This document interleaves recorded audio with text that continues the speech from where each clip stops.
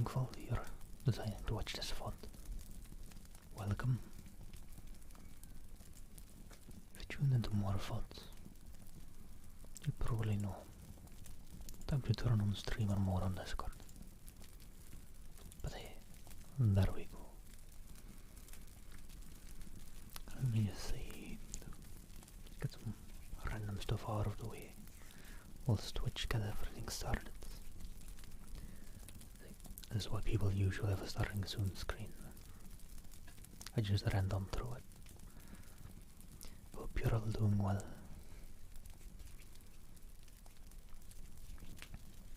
Thursday for me, but well, I'm still addressing the VoD viewers.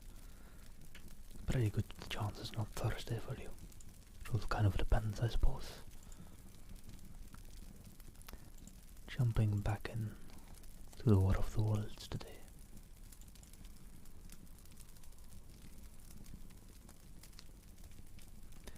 And I'll have to see where that brings me today. I've got about 2 hours.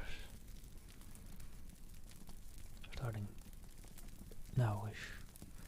So maybe I'll just get to reading, although Twitch hasn't sent out notifications yet. And nothing on the Discord either.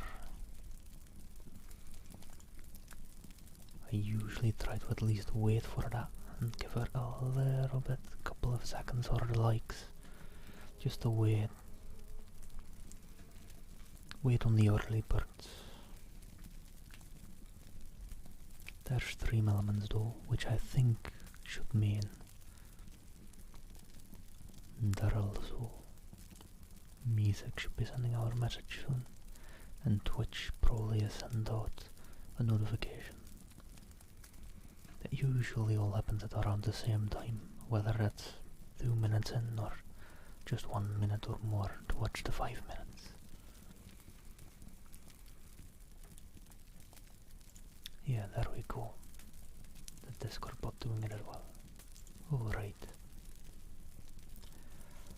Well, let me just get a quick recap in.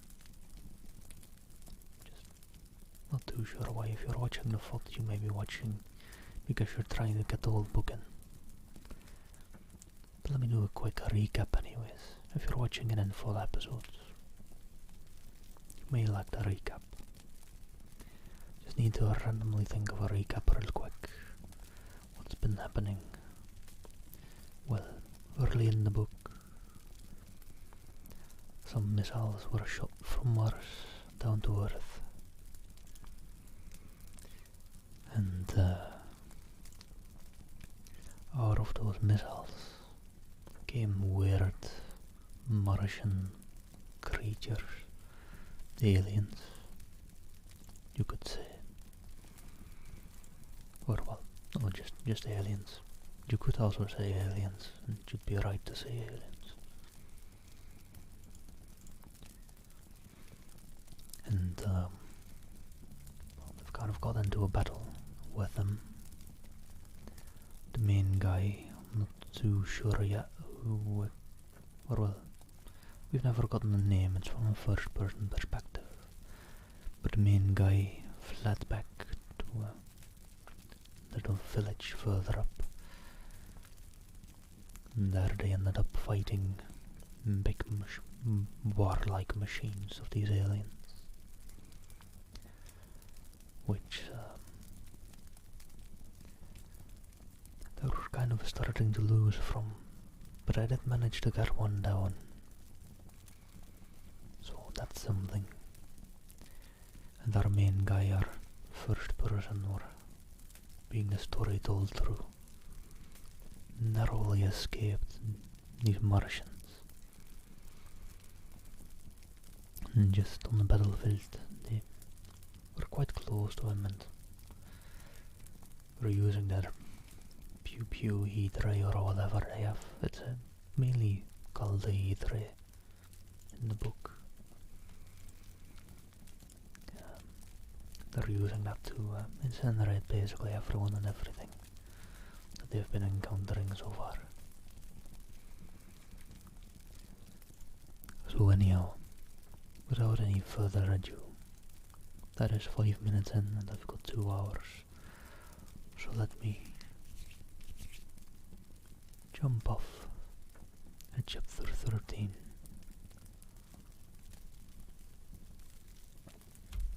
And I just realize I don't have my big water cup with me to refill my glass. Probably have to do a quick run downstairs to get that when this glass runs out, but for now, chapter 13 of The War of the Worlds by H.G. Wells. How I fell in with the curate. After getting this sudden lesson in the power of terrestrial weapons, the Martians retreated to their original position upon Horsell Common, and in their haste and encumbered with the debris of their smashed companion, they no doubt overlooked many such a stray and negligible victim as myself.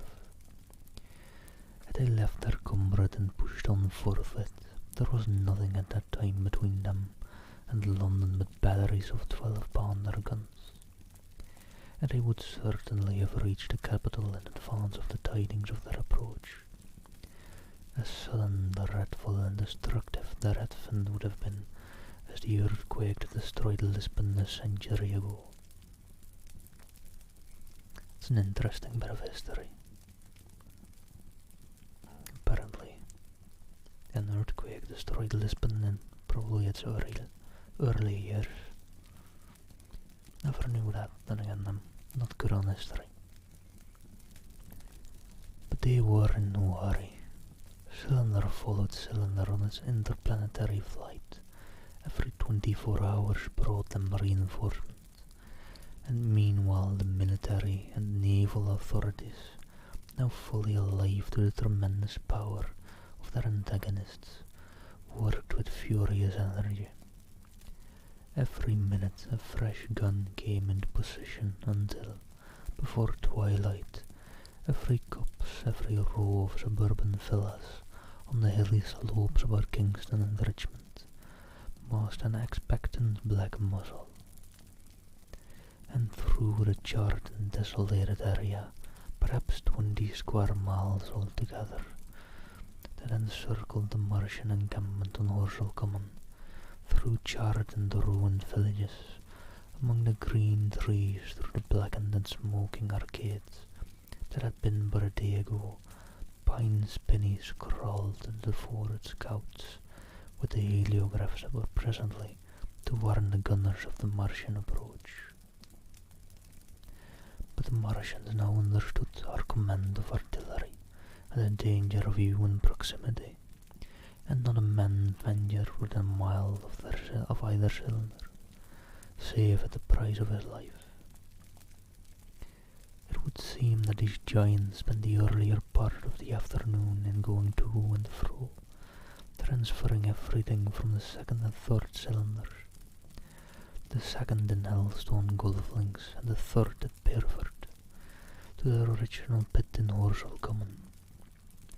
Over that, above the blackened heather and the ruined buildings that stretched far and wide, stood one as sentinel, while the rest abandoned their fast fighting machines and descended into the pit. They were hard at work there far into the night, and a towering pillar of dense green smoke that rose therefrom could be seen from the hills about Merrow, and even, it is said, from Benstead and Epsom Downs.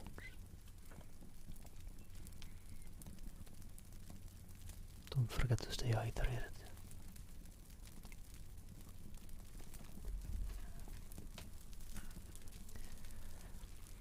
And while the Martians behind me were thus preparing for the next sally, and in front of me humanity gathered for the battle, I made my way with infinite pains and labour from the fire and smoke of burning Weybridge towards London. I saw an abandoned boat, very small and remote, drifting downstream and throwing off with most of my sun clothes. I went after it, gained it, and so escaped out of that destruction. There were no oars in the boat, but I contrived to paddle, as well as my parboiled hands would allow, down the river towards Halliford and Walton, going very tediously and continually looking behind me, as you may well understand. I followed the river because I considered that the water gave me my best chance of escape should these giants return.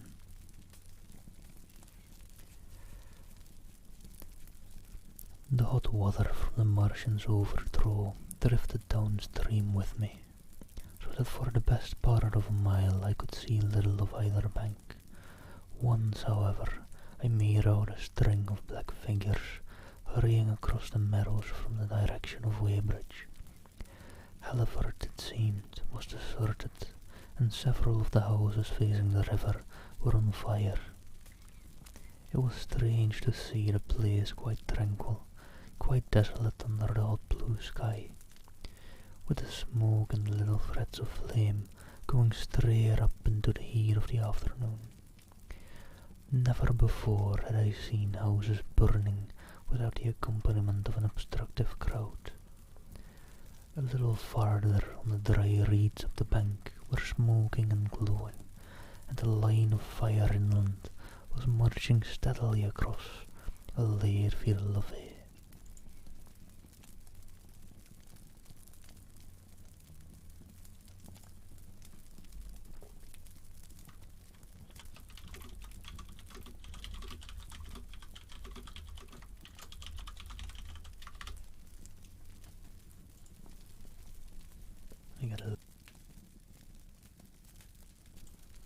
I just cut myself off by muting, but I said let me get a little bit closer. It's a bit better sitting this straight up. You should hopefully hear my chair creaking less. I'm trying to be very still with my chair, but oh well. For a long time I drifted, so painful and weary was I after the violence I had been through, and so intense the heat upon the water. Then my fears got the better of me again, and I resumed my paddling. The sun scorched my bare back. At last, as the bridge at Walton was coming into sight, round the bend, my fever and faintness overcame my fears, and I landed on the Middlesex bank and lay down, deadly sick amid the long grass. I suppose the time was then about 4 or 5 o'clock. I got up presently, walked perhaps half a mile without meeting a soul, and then lay down again in a shadow of a hedge. I seem to remember talking wonderingly to myself during that last spurt. I was also very thirsty and bitterly regretful I had drunk no more water. It is a curious thing that I felt angry with my wife. I cannot account for it, but my impotent desire to reach Leatherhead worried me excessively. I do not clearly remember the arrival of the curate, so that probably I dozed. I became aware of him as a seated figure in soot-smudged shirt sleeves and with his upturned clean-shaven face staring at a faint flickering that danced over the sky. The sky was what is called the mackerel sky, rows and rows of faint down plumes of cloud, just tinted with the midsummer sunset. I sat up, and at the rustle of my motion, he looked at me quickly. "Have ye any water?" I asked abruptly. He shook his head. "You've been asking for water for the last hour," he said. For a moment we were silent, taking stock of each other. I dare say he found me a strange enough figure, naked save for my water-soaked trousers and socks, scalded and my face and shoulders blackened by the smoke. His face was a fair weakness, his chin retreated, and his hair lay in crisp, almost flaxen curls on his low forehead. His eyes were rather large, pale blue, and blankly staring. He spoke abruptly, looking vacantly away from me. What does it mean? He said. What do these things mean? I stared at him and made no answer. He extended a thin white hand and spoke in almost a complaining tone. Why are these things permitted? What sins have we done? The morning service was over. I was walking through the roads to clear my brain for the afternoon. And then fire, earthquake, death, as if it were Sodom and Gomorrah. All our work undone, all the work. What are these Martians? What are we? I answered, clearing my throat. He gripped his knees and turned to look at me again. For half a minute perhaps he stared silently. I was walking through the roads to clear my brain, he said, and suddenly fire, earthquake, and death. He relapsed into silence, with his chin now sunken almost to his knees. Hello, Jerry. Hope you're doing well. Thank you for keeping me hydrated. And hello, Miss. Oh no, where is Jerry? Feel free to just be lurking about even without letting yourself be known.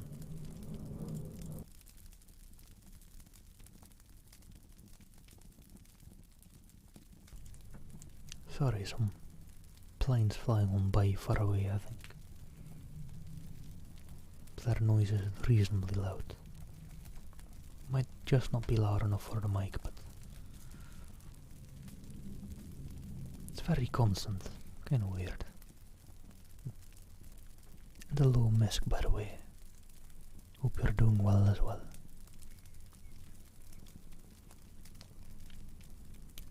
We're currently in a conversation between our main guy and a curate.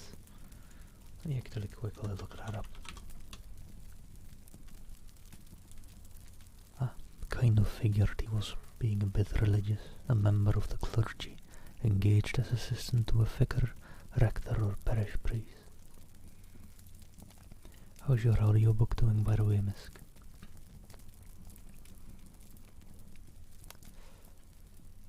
Alright. The curate relapsed into silence, with his chin now sunken almost to his knees. Presently he began waving his hand. All the work, all the Sunday schools, what have we done? What has Weybridge done? Everything gone, everything destroyed. The church, we rebuilt it only 3 years ago. Gone, swept out of existence. Why? Alright, Misk, enjoy, enjoy. Also, reading. You mean the audiobook, or? Or did you pick up a non-audiobook? Or was it never an audiobook to begin with, and I'm just slightly dumb?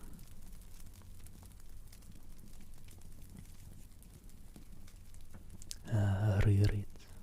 Well, enjoy.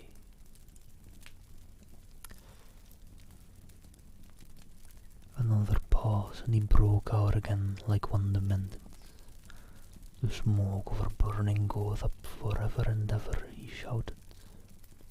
His eyes flamed, and he pointed a lean finger in the direction of Weybridge.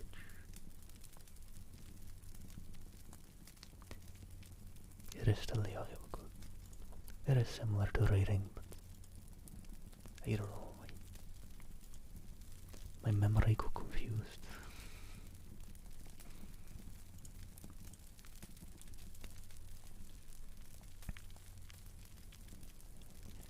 By this time I was beginning to take his measure, the tremendous tragedy in which he had been involved. It was evident he was a fugitive from Weybridge, had driven him to the very verge of this reason. "Are we far from Sunbury?" I said, in a matter-of-fact tone. "What are we to do?" he asked. "Are these creatures everywhere? Has the earth been given over to them?" "Are we far from Sunbury?" Only this morning I officiated the early celebration. Things have changed, I said quietly.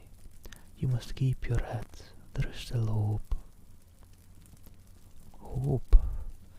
Yes, plentiful hope for all this destruction. I began to explain my view of our position. He listened at first, but as I went on, the interest dawning in his eyes gave place to their former stare, and his regard wandered from me.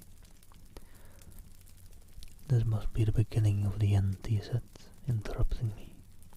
The end, the great and terrible day of the Lord, when men shall call upon the mountains and the rocks to fall upon them and hide them from the face of him that sitteth upon the throne. I began to understand the position. I ceased my laboured reasoning, struggled to my feet, and standing over him, laid my hand on his shoulder. Be a man, said I. You are scared out of your wits. What good is religion if it collapses under calamity? Think of what earthquakes and floods, wars and volcanoes have done before to men. Did you think God had exempted Weybridge? He is not an insurance agent.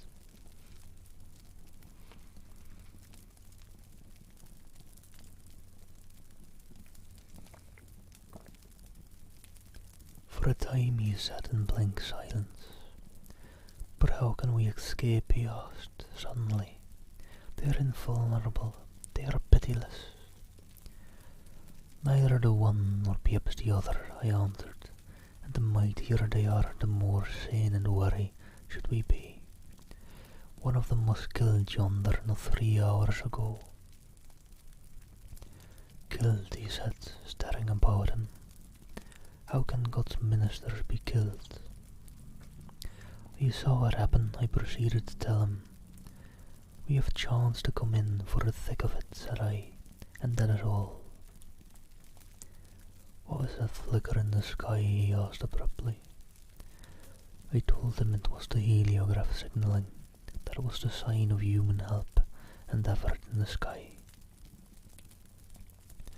We are in the midst of it, I said, quiet as it is. That flicker in the sky tells of the gathering storm.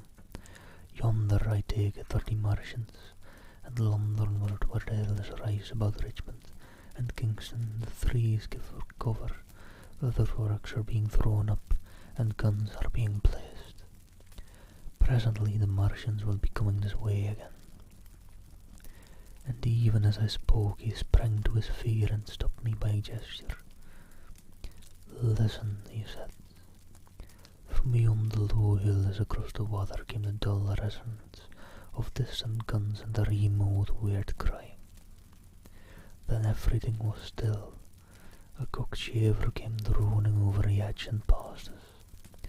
High in the west the crescent moon hung faint and pale over the smoke of Weybridge and Shepperton and the hot still splendour of the sunset. We had better follow this path, I said, northward. Alright, let me catch my breath real quick, stretch my back out a little bit, just before I get into the next chapter. One sec.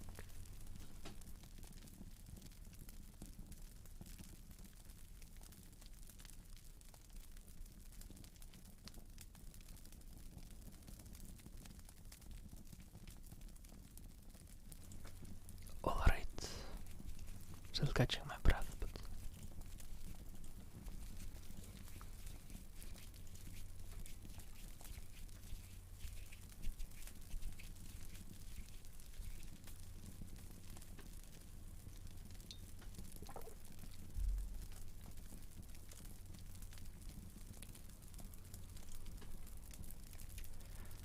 next chapter is 14 already.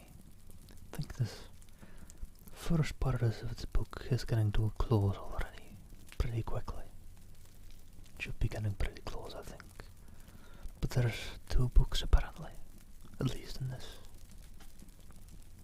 Book 1 is getting near its end, I think, but then there's still book 2 to go as well.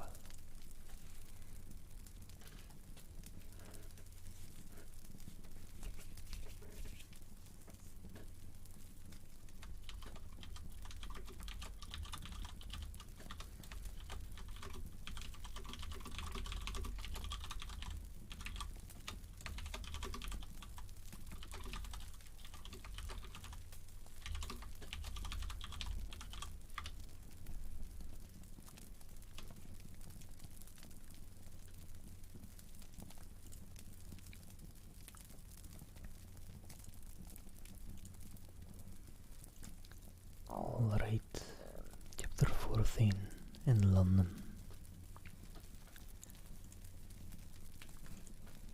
My younger brother was in London when the Martians fell at Woking. He was a medical student working for an imminent examination, and he heard nothing of the arrival until Saturday morning.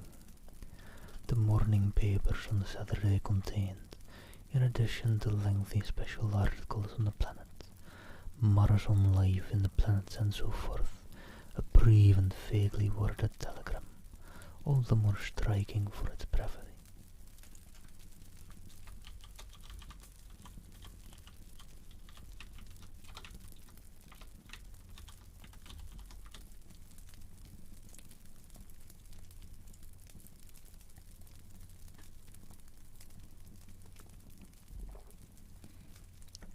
The Martians, alarmed by the approach of a crowd, had killed a number of people with a quick-firing gun, so the story ran. The telegram concluded with the words, "Formidable as they seem to be, the Martians have not moved from the pit into which they have fallen, and indeed seem incapable of doing so. Probably this is due to the relative strength of the Earth's gravitational energy." On that last text early the writer expanded very comfortingly. Of course all the students in the Crammer's biology class, to which my brother went that day, were intensely interested.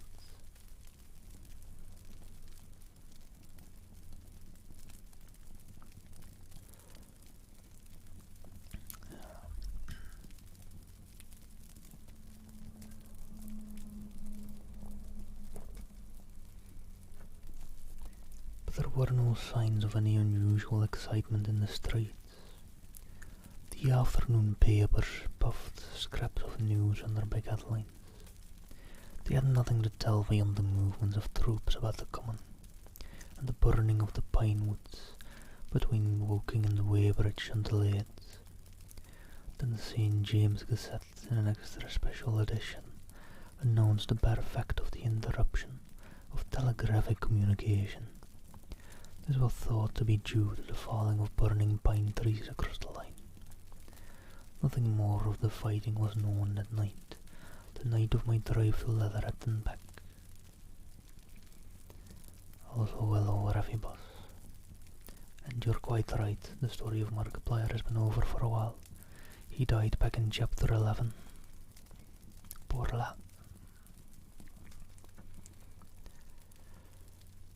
In London also, on Saturday night there was a thunderstorm, and my brother reached Waterloo in a cab.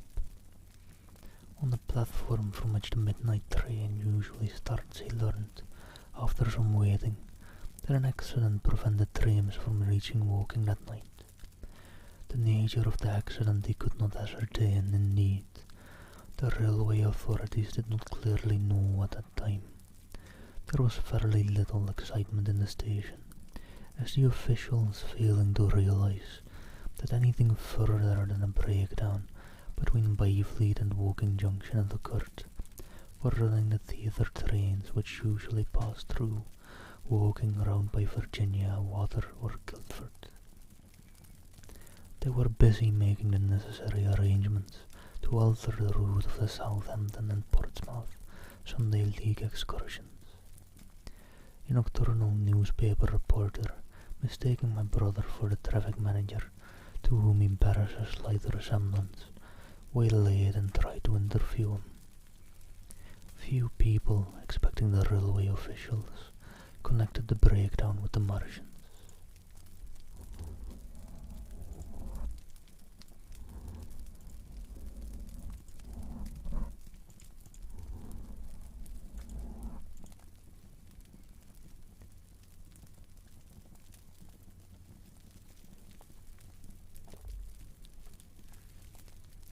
I have read in another account of these events that on Sunday morning all London was electrified by the news from Woking. As a matter of fact, there was nothing to justify that very extravagant phrase. Plenty of Londoners did not hear of the Martians until the panic of Monday morning. Those who did took some time to realise all that the hastily worded telegrams in the Sunday papers conveyed. The majority of people in London do not read Sunday papers. The habit of personal security, moreover, is so deeply fixed in the Londoner's mind, and startling intelligence so much a matter of course in the papers, that I could read without any personal tremors. About 7 o'clock last night the Martians came out of the cylinder, and moving about under an armour of metallic shields, have completely wrecked the Woking station, with the adjacent houses, and massacred an entire battalion of the Cardigan regiment. No details are known. Maxims have been absolutely useless against their armours. Hello, Legal Expert. How are you doing? Hope you're doing well. The field guns have been disabled by them. Flying hussars have been galloping into Chertsey. The Martians appear to be moving slowly towards Chertsey or Windsor. Great anxiety prevails in West Surrey, and earthworks are being thrown up to check the advance Londonwards. That was how the Sunday Sun put it, and a clever and remarkably prompt handbook article in the Reverie compared the affair to a menagerie suddenly let loose in a village. Right, so your drawing has been going well at least. You're very good at drawing, if I may say so.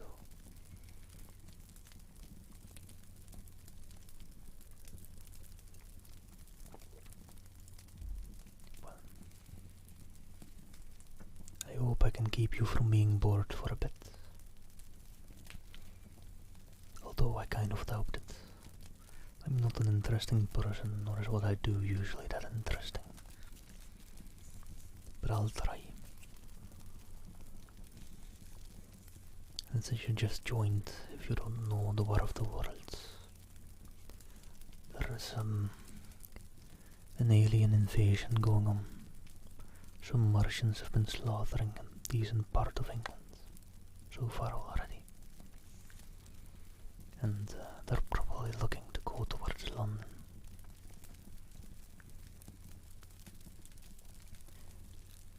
My brother went to church at the Foundling Hospital in the morning, still in ignorance of what had happened on the previous night. Very hurt allusions made to the invasion, and a special prayer for peace. Going out, he bought a Reverie. He became alarmed at the news in this, and went again to the Waterloo station to find out if communications were restored. The omnibuses, carriages, cyclists, and innumerable people walking in their best clothes seemed scarcely affected by the strange intelligence that the news vendors were disseminating. People were interested, or, if alarmed, alarmed only on account of the local residents. At the station he heard for the first time that the Windsor and Chertsey lines were now interrupted. The porters told him that several remarkable telegrams had been received in the morning from Byfleet and Chertsey stations, but that these had abruptly ceased. My brother could get very little precise detail out of them. There's fighting going on about the Weybridge was the extent of their information.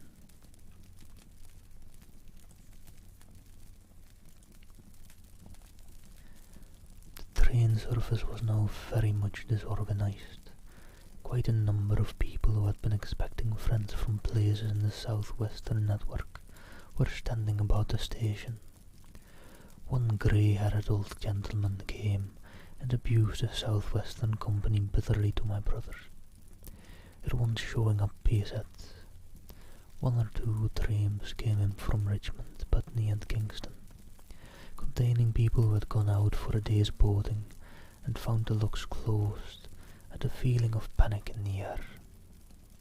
A man in a blue and white blazer addressed my brother full of strange tidings. There's a host of people driving into Kingston in traps and carts and things, with boxes of valuables and all that, he said. They come from Molesey and Weybridge and Walton, and they say there's been guns heard at Chertsey, heavy firing, and that mounted soldiers have told them to get off at once, because the Martians are coming. We heard guns firing at Hampton Court Station, but we thought it was thunder. What the dickens does it all mean? The Martians can't get out of their pit, can they? My brother could not tell them.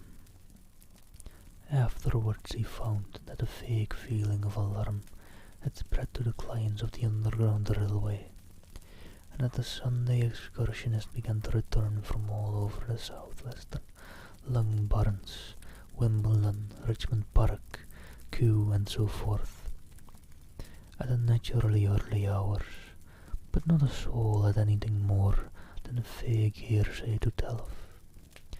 Everyone connected with the terminus seemed ill-tempered. About 5 o'clock the gathering crowd in the station was immensely excited by the opening of the line of communication, which is almost invariably closed, between the southeastern and the southwestern stations, and the passage of the carriage trucks bearing huge guns and carriages crammed with soldiers. These were the guns that were brought up from Woolwich and Chatham to cover Kingston. There was an exchange of pleasantries. You'll get eaten, were the bee steamers, and so forth. A little while after that, a squad of police came into the station and began to clear the public of the platforms, and my brother went out into the street again.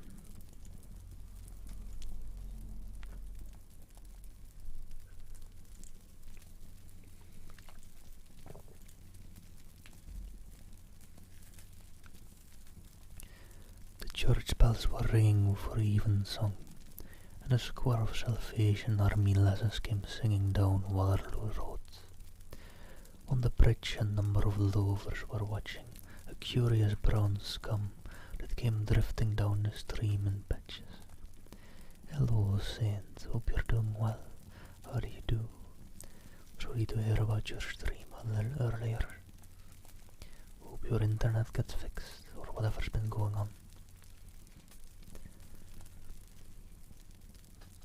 The sun was just setting, and the clock tower and the Houses of Parliament rose against one of the most peaceful skies it is possible to imagine. A sky of gold, barred with long transverse stripes of reddish-purple clouds. There was talk of a floating body. One of the men there resurfaced, he said he was. Told my brother he had seen the heliograph flickering in the west. Try again tomorrow. That sounds good. Hope it goes better tomorrow. I'm doing alright. I'm trying to keep the promise of streaming every day this week. I don't really know why I made that promise, to be fair. I just happened to. And honestly, I kind of can, but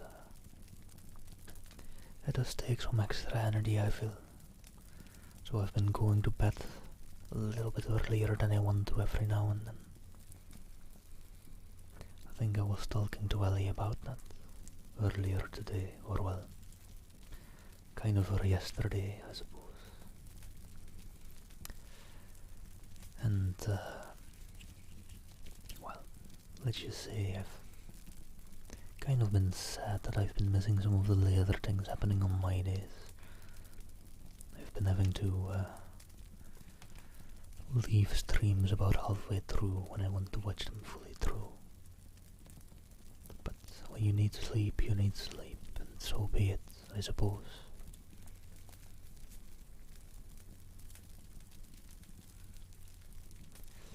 Yeah, that's a good idea, but it depends on the data plans, yeah. Not sure about the US either on that one. And it might be costly if you don't have a good plan. Alright. In Wellington Street, my brother met a couple of sturdy roughs who had just been rushed out of Fleet Street with still wet newspapers and staring placards. Dreadful catastrophe, they bawled one to the other down Wellington Street. Fighting at Weybridge, full description. Repulse of the Martians. London in danger. You had to give 3p for a copy of that paper.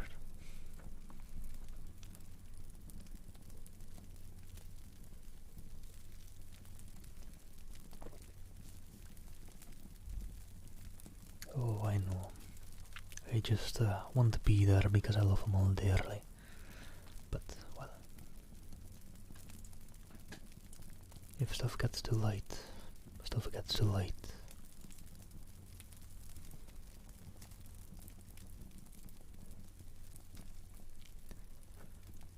Then it was, and then only, that he realized something of the full power and terror of those monsters. He learned that they were not merely a handful of small, sluggish creatures, but that they were mind-swaying, fast mechanical bodies, and that they could move swiftly and smite with such power that even the mightiest guns could not stand against them. They were described as fast, spider-like machines, nearly 100 feet high, capable of the speed of an express train, and able to shoot out a beam of intense heat. Masked batteries, chiefly of field guns, had been planted in the country about Horsham Common, and especially between the Woking district and London. 5 of the machines had been seen moving towards the Thames, and one, by happy chance, had been destroyed. In the other cases the shells had missed, and the batteries had been at once annihilated by the heat rays. Heavy losses of soldiers were mentioned, but the tone of the dispatch was optimistic. The Martians had been repulsed. They were not invulnerable. They had retreated to their triangle of cylinders again. In the circle about Woking, signalers with heliographs were pushing forward upon them from all sides. Guns were in rapid transit from Windsor, Portsmouth, Aldershot, Woolwich, even from the north. Among others, long wire guns of 95 tons from Woolwich. Altogether 116 were in position or being easily placed, chiefly covering London. Never before in England had there been such a fast or rapid concentration of military material.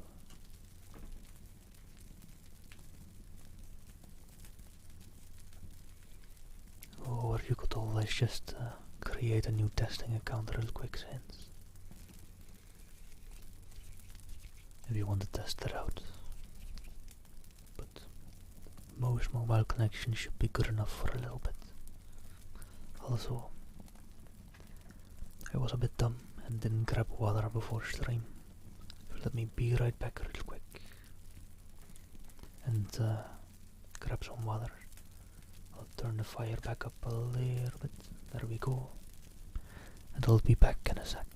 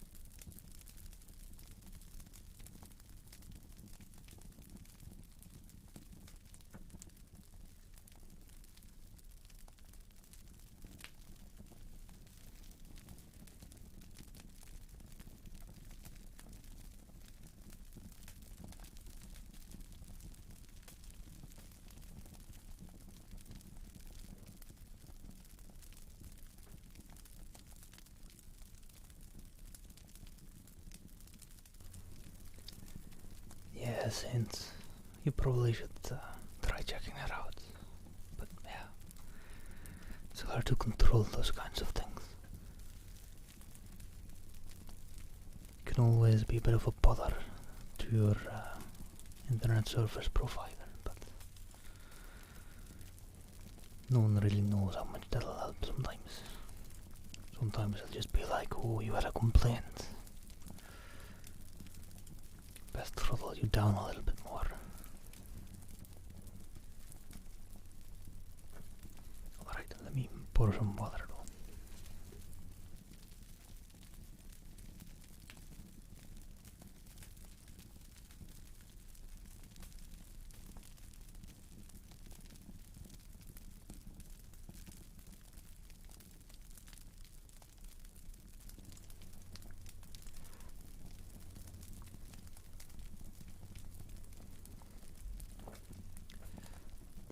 And let's jump back in.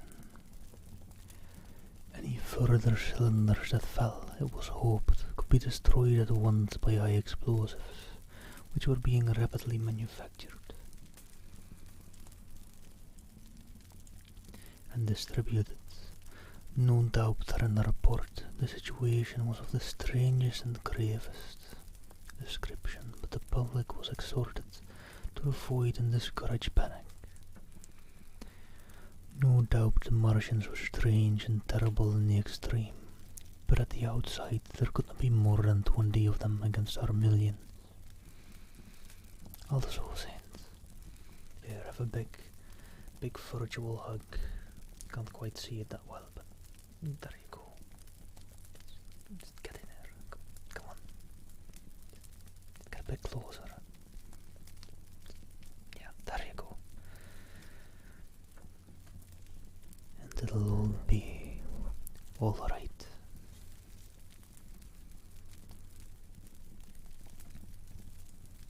In due time, hopefully, ISPs are text so you never know. Gotta keep it real as well, sorry.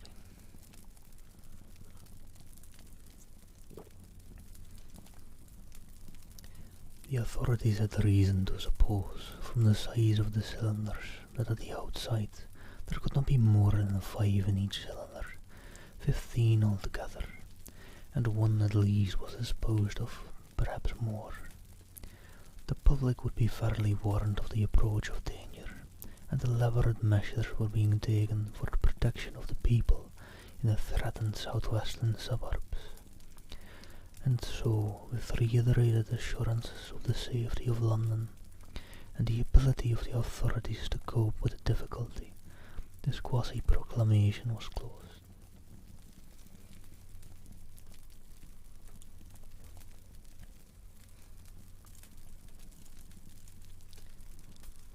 This was printed in enormous type on paper so fresh that it was still wet, and there had been no time to add a word of comment. It was curious, my brother said, to see how ruthlessly the usual contents of the paper had been hacked and taken out to give this place. All down Wellington Street people could be seen fluttering out the pink sheets in the reading, and the Strand was suddenly noisy with the voices of an army of hawkers following these pioneers. Men came scrambling off buses to secure copies. Certainly this news excited people intensely, whatever their previous apathy. The shutters of a map shop in the Strand were being taken down. My brother said, and the man in his Sunday raiment, lemon-yellow glasses even, was visible inside the window, easily fastening maps of Surrey to the glass. Going on along the Strand to Trafalgar Square, the paper in his hand, my brother saw some of the fugitives from West Surrey. There was a man with his wife and 2 boys and some articles of furniture in a carriage such as greengrocer's shoes.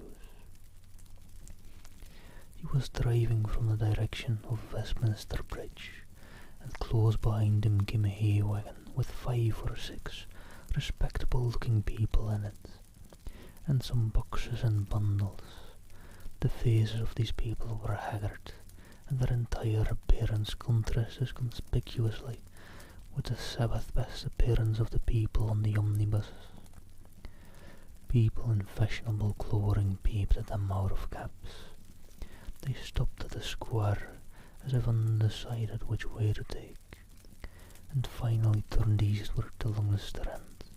Some way behind these came a man in workday clothes, riding one of these old-fashioned tricycles with a small front wheel. He was dirty and white in the face.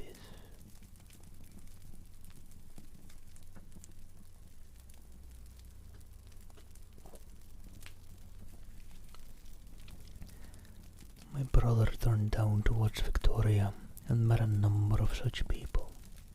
He had a vague idea that he might see something of me. He noticed an unusual number of police regulating the traffic. Some of the refugees were exchanging news with the people on the omnibuses. One was professing to have seen the Martians. Boilers on stilts, I tell ya, striding along men. Most of them were excited and animated by their strange experience. Beyond Victoria, the public houses were doing a lively trade with these arrivals. At all the street corners, groups of people were reading papers, talking excitedly, or staring at these unusual Sunday visitors.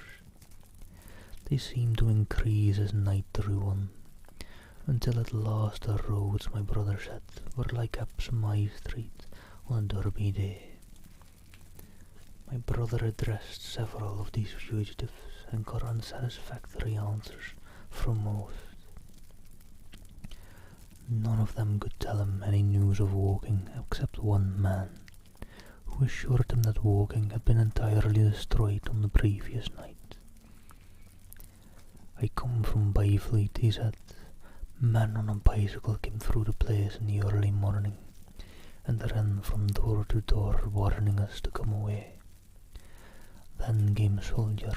We went out to look, and there were clouds of smoke to the south, nothing but smoke and not a soul coming that way. Then we heard the guns at Chertsey, and folks coming from Weybridge, so I've locked up my house and come on." At the time there was a strong feeling in the streets that the authorities were to blame for their incapacity to dispose of the invaders without all this inconvenience.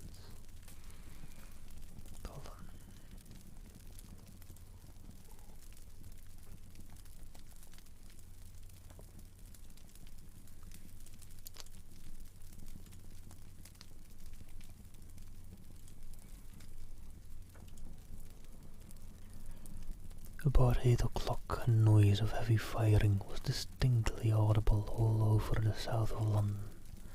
My brother could not hear it for the traffic in the main thoroughfares, but by striking through the quiet back streets to the river, he was able to distinguish it quite plainly. He walked from Westminster to his apartments near Regent's Park about 2. He was now very anxious on my account, and disturbed at the apparent magnitude of the trouble. His mind was inclined to run, even as mine had run on Saturday, on military details. He thought of all those silent, expectant guns, of the suddenly nomadic countryside. He tried to imagine boilers on stilts 100 feet high. I'm actually quite interested or whether the film is any close to that description, and how they look in the movie then. I'll be watching the movie sometime after having read this. Not sure just when yet, but sometime. There were 1 or 2 cartloads of refugees passing along Oxford Street, and several in the Marylebone Road, but so slowly was the news spreading that Regent Street and Portland Place were full of their usual Sunday night promenaders, albeit they talked in groups, and along the edge of Regent's Park there was as many silent couples walking out together under the scattered gas lamps as ever there had been. The night was warm and still, and a little oppressive. The sound of guns continued intermittently, and after midnight there seemed to be sheet lightning in the south.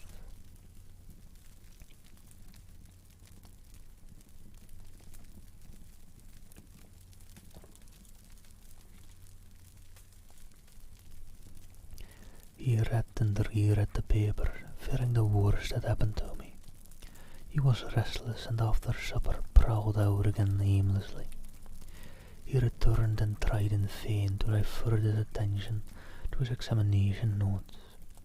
He went to bed a little after midnight, and was awakened from lurid dreams in the small hours of Monday by the sound of door knockers, feet running in the street, distant drumming, and the clamour of bells.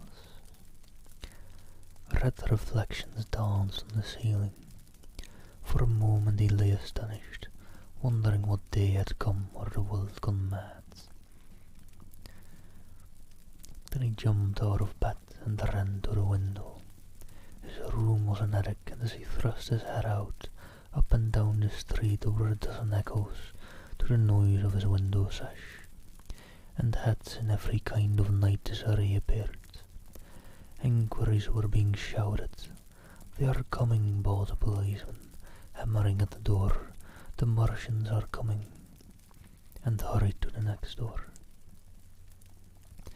The sound of drumming and trumpeting came from the Albany Street barracks, and every church within earshot was hard at work killing sleep with a vehement disorderly tocsin. There was a noise of doors opening, and window after window in the houses opposite flashed from darkness into yellow illumination. Up the street came galloping a closed carriage, bursting abruptly into noise at the corner, rising to a clattering climax under the window, and dying away slowly in the distance. Close on the rear of this came a couple of dying away slowly in the distance. Oh, wait. That hasn't happened much lately, but I started it there. I swapped over to the wrong line there. Close on the rear of this came a couple of cabs, the forerunners of a long procession of flying vehicles, going for the most part to Chalk Farm Station, where the Northwestern special trains were loading up, instead of coming down the gradient into Houston. I'm not sure how to pronounce the place's name.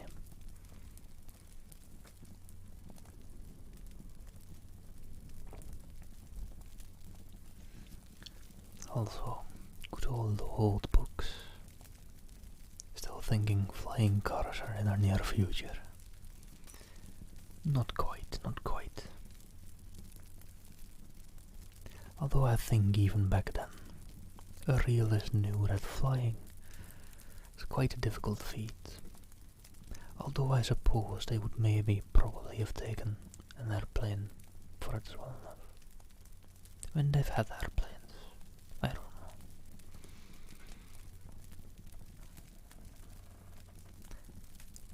For a long time my brother stared out of the window in blank astonishment, watching the policemen hammering at door after door and delivering their incomprehensible message. Then the door behind him opened, and the man who lodged across the landing came in, dressed only in shirt, trousers and slippers, his braces loose about his waist, his hair disordered from his pillow. "What the devil is it?" he asked. "A fire? What the devil of a row?" They both craned their heads out of the window, straining to hear what the policemen were shouting. People were coming out of the side streets and standing in groups at the corners talking. "What the devil is it all about?" said my brother's fellow lodger. My brother answered him vaguely and began to dress, running with each garment to the window in order to miss nothing of the growing excitement. And presently men selling unnaturally early newspapers came bawling into the street. London in danger of suffocation, the Kingston and the Richmond defences forced, fearful massacres in the Thames Valley.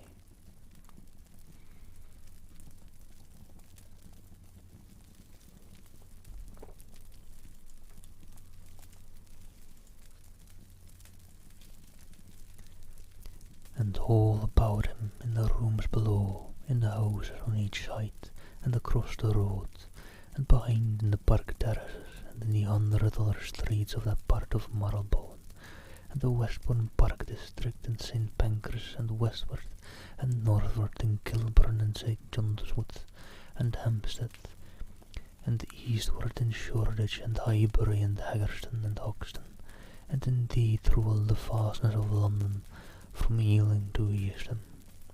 People were rubbing their eyes and opening windows to stare out and ask aimless questions, dressing hastily as the first breath of the coming storm of fear blew through the streets.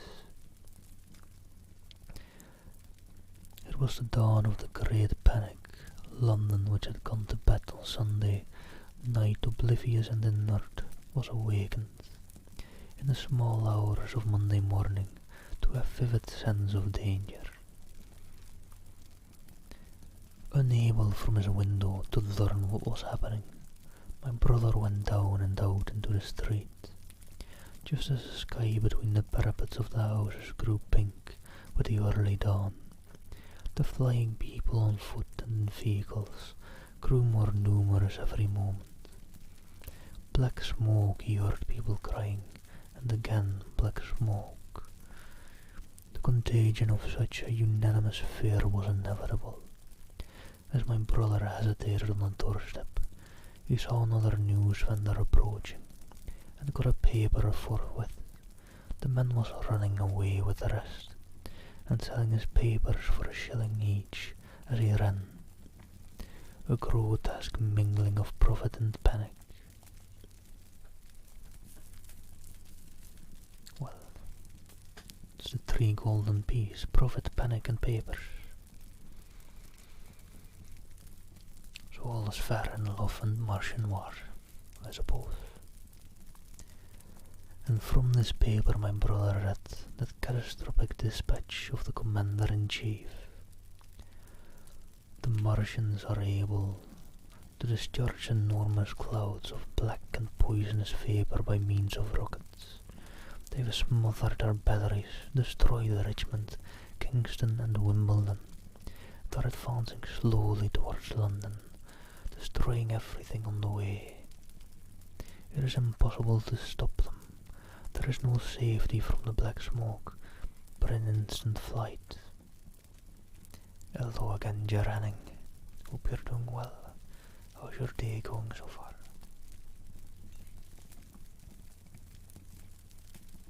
With that name, I'm slightly assuming you're probably in Europe. I've got a bit more closer and specific of an assumption than that, but let's just say you're probably in Europe, so I'm guessing your day is coming to a close, nearing dinner time. Nope, whatever you had in the dew of the day, having some lunch. I guess I'm entirely wrong then. Got that a lot though, yeah. It sounds, yeah, the name's reminiscent of German. But what's for lunch indeed?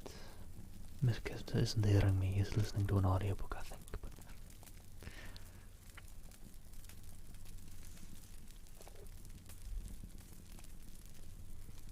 family was.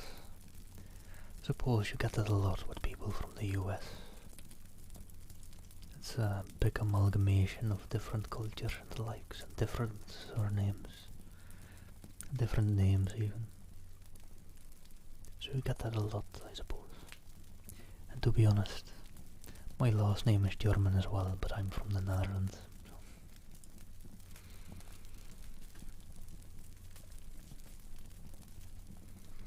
Oh, that sounds nice. Some chicken, wild rice soup and some crackers. A good meal.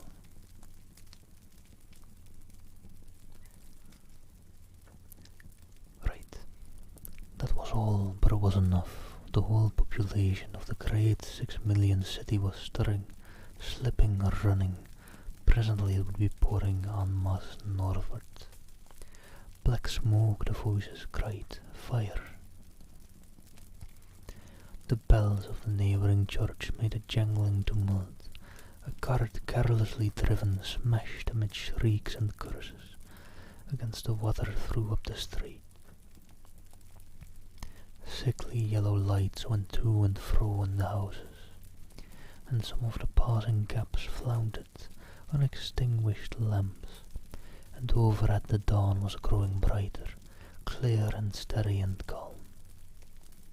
He heard footsteps running to and fro in the rooms, and up and down stairs behind him. His landlady came to the door, loosely wrapped in dressing gown and shawl. Her husband followed, ejaculating, which I think has a different meaning in Olden English than most of us may be thinking of. As my brother began to realize the import of all these things, he turned hastily to his own room, put all his available money, some £10 altogether, into his pockets and went out again into the streets.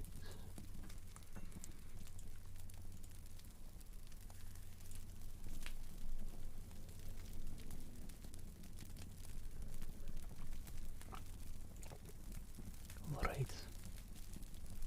I think yesterday I had a pretty big chapter. Since yesterday I only did two chapters as well, where I just went way slower. Let me just see how long this chapter looks to be, chapter 15, before I start it. It's a decent bit, but I think I've got time for that. I've got about another hour.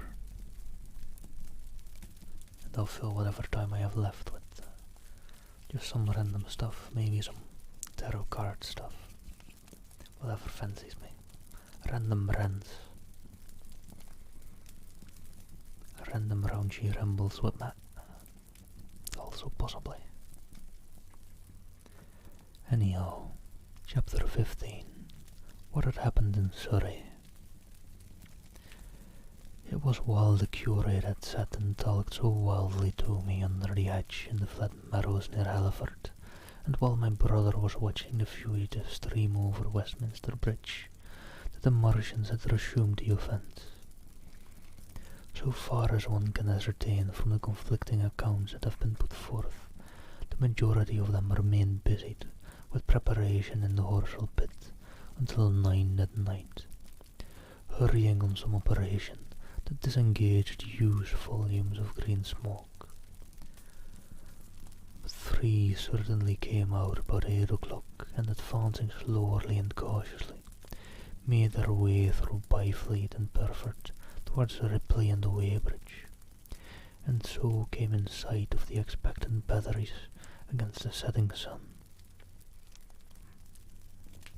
These Martians did not advance in a body but in a line, each perhaps a mile and a half from his nearest fellow.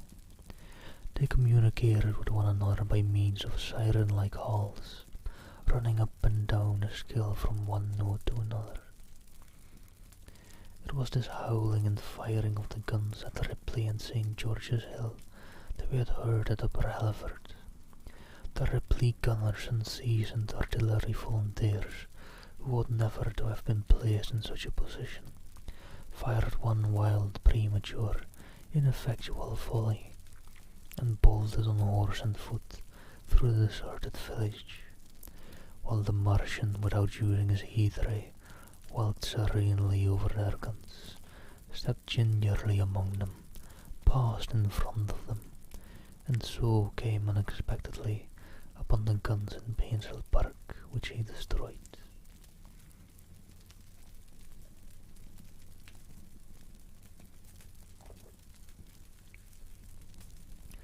The St. George's Hill men, however, were better led or of a better mettle, hidden by a find as they were, they seemed to have been quite unsuspected by the Martian nearest to them. They laid their guns as deliberately as if they had been on parade, and fired at about 1,000 yards range. The shells flashed all around him, and he was seen to advance a few paces, stagger, and go down. Everybody yelled together, and the guns were reloaded in frantic haste. The overthrown Martian set up a prolonged ululation, and immediately a second glittering giant, answering him, appeared over the trees to the south. It would seem that a leg of the tripod had been smashed by one of the shells. The whole of the second volley flew wide of the Martian on the ground, and simultaneously both his companions brought their rays to bear on the battery. The ammunition blew up, the pine trees all about the guns flashed into the fire, and only one or two of the men who were already running over the crest of the hill escaped. After this it would seem that the three took counsel together and halted, and the scouts who were watching them report that they remained absolutely stationary for the next half hour. The Martian who had been overthrown crawled tediously out of his hut, a small brown figure, oddly suggestive from the distance of a speck of blight, and apparently engaged in the repair of his support. About 9 he had finished, for his skull was then seen above the trees again. It was a few minutes past 9 that night when these 3 Centrals were joined by 4 other Martians, each carrying a thick black tube. A similar tube was handed to each of the 3, and the 7 proceeded to distribute themselves at equal distances along a curved line between St. George's Hill, Weybridge, and the village of St, southwest of Ripley.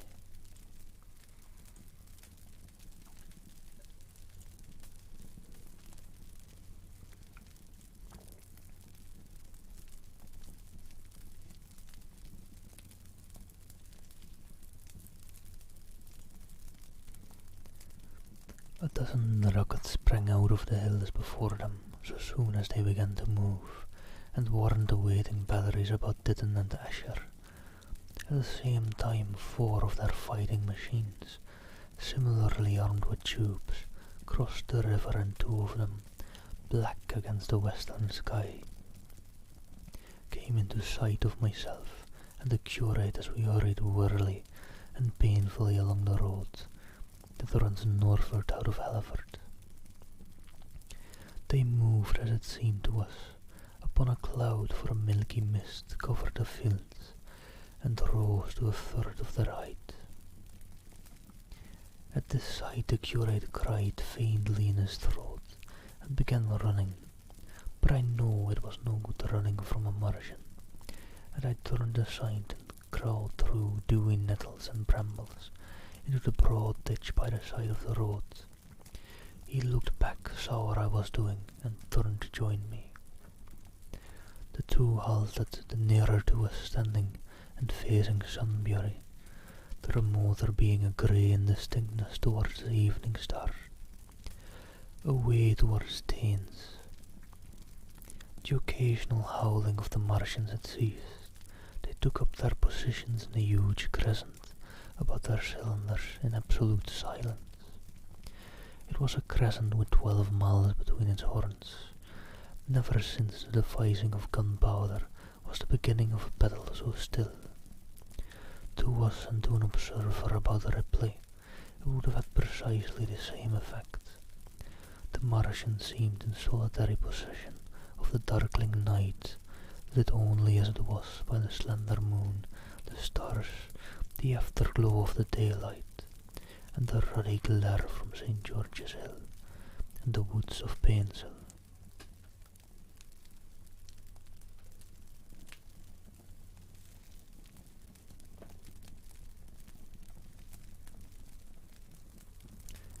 But facing that crescent everywhere, at Staines, Hounslow, Ditton, Esher, Oakham, behind behind hills and woods south of the river, and across the flat grass meadows to the north of it. Wherever a cluster of trees or village houses gave sufficient cover, the guns were waiting.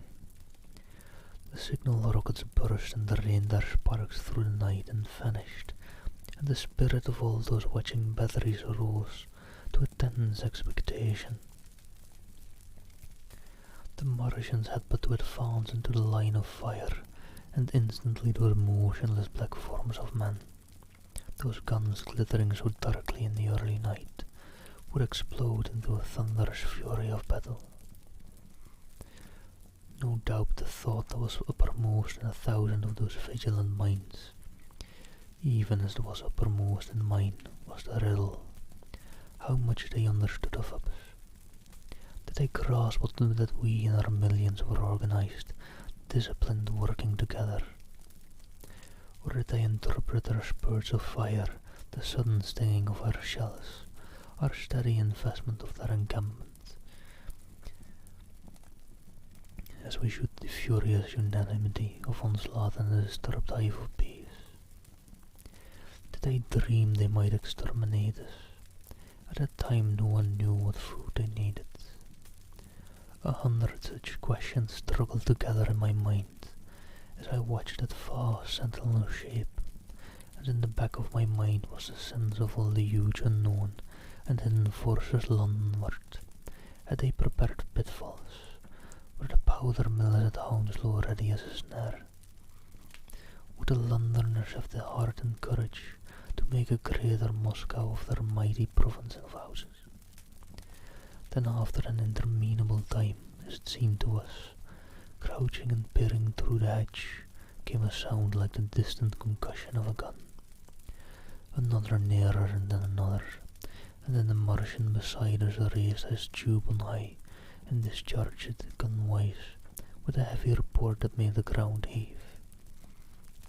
The one towards Staines answered him. There was no flash, no smoke, simply that lurid detonation. I was so excited by these heavy minute guns, following one another, that I so far forgot my personal safety and my scalded hands as to clamber up into the hedge and stare towards Sunbury. As I did so, a second report followed, and the big projectile hurled over towards Hounslow.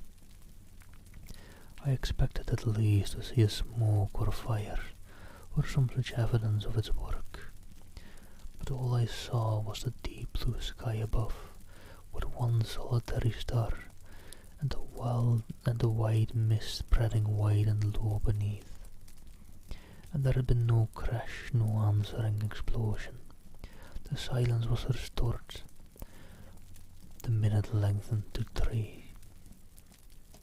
Alright, let me quickly pour out some more water.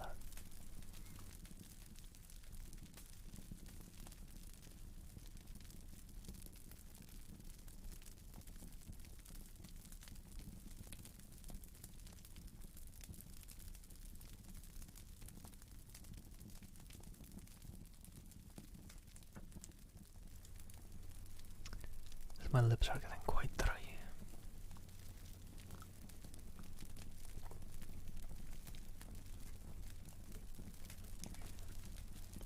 What has happened? Said the curate, standing up beside me. Heaven knows, said I. A bat flickered by and vanished. A distant tumult of shouting began and ceased. I looked again at the Martian and saw he was now moving eastward along the river bank with a swift rolling motion. Every moment I expected the fire of some hidden battery to spring upon him, but the evening calm was unbroken. The figure of the Martian grew smaller as he receded, and presently the mist and the gathering night had swallowed him up. By a common impulse we clambered higher.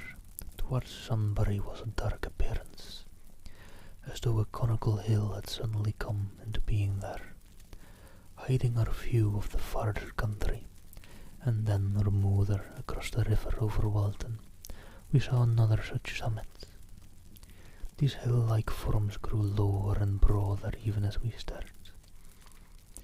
Moved by a sudden thought, I looked northward, and there I perceived a third of these cloudy black kopjes had risen. Everything had suddenly become very still.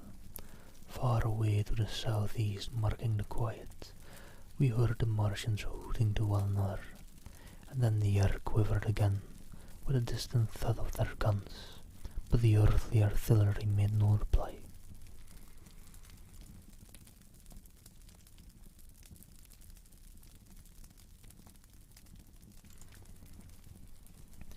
Now at the time we could not understand these things, but later I was to learn the meaning of these ominous... I'm not sure how to pronounce that word in English. These ominous kopjes that gathered in the twilight. Each of the Martians standing in the great crescent I have described had discharged by means of the gun-like tube he carried a huge canister over whatever hill, copse, cluster of houses, or other possible cover for guns chanced to be in front of him. Some fired only one of these, some two, as in the case of the one we had seen. The one at the Ripley is said to have discharged no fewer than 5 at a time. These canisters smashed on striking the ground. They did not explode, and incontinently disengaged an enormous volume of heavy inky vapour, coiling and pouring upward in a huge and ebony cumulus cloud, a gaseous hill that sank and spread itself slowly over the surrounding country. And the touch of that vapour, the inhaling of its pungent wisps, was death to all that breathes.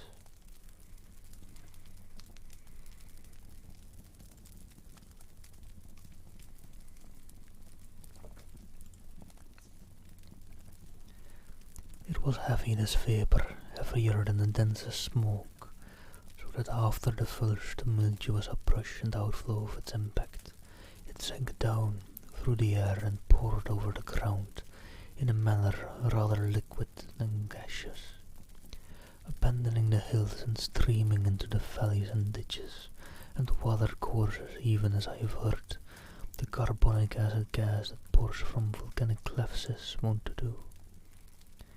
And where it came upon water, some chemical action occurred, and the surface would be instantly covered with a powdery scum that sank slowly and made way for more.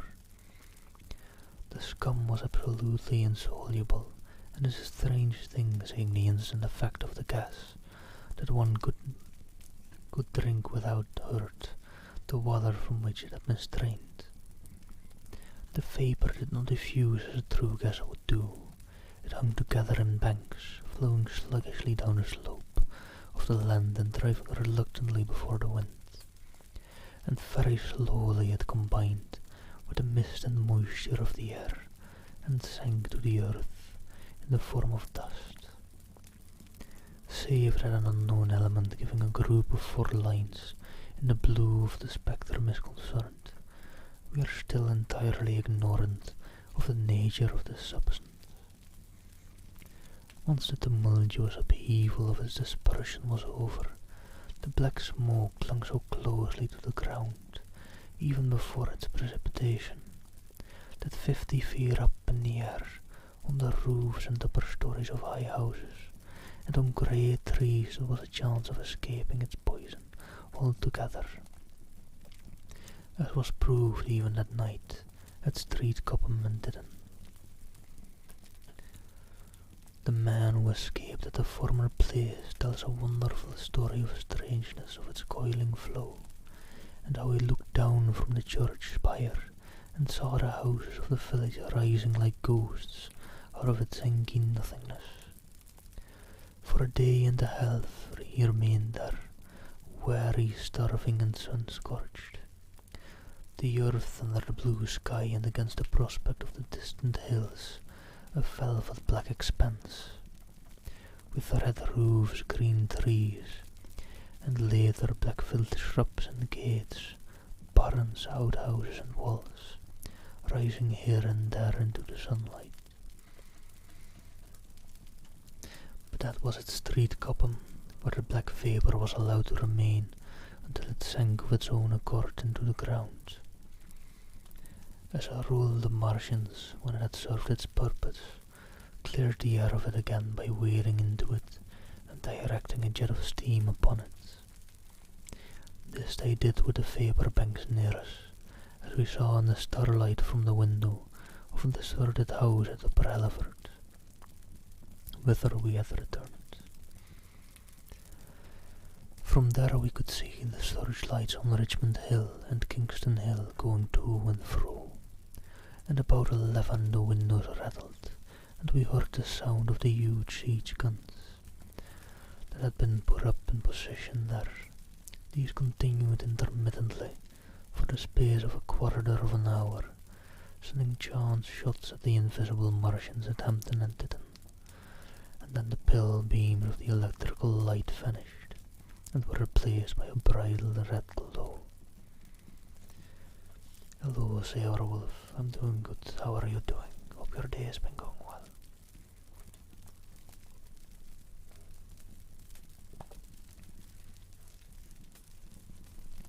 Life's been a busy mess, but that's the usual, so I'm good, I feel.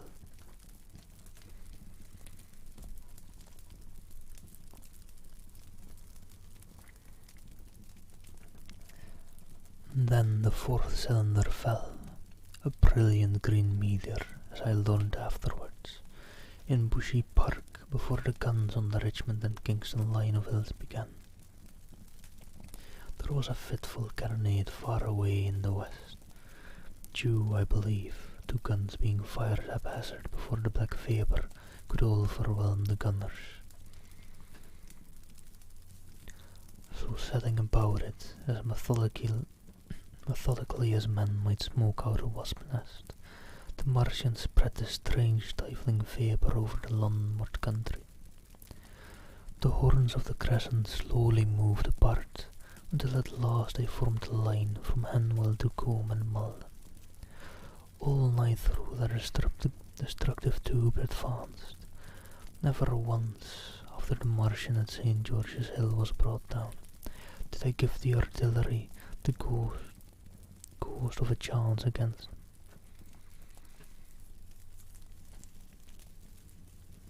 It be like that indeed. But oh well, it do just be like that.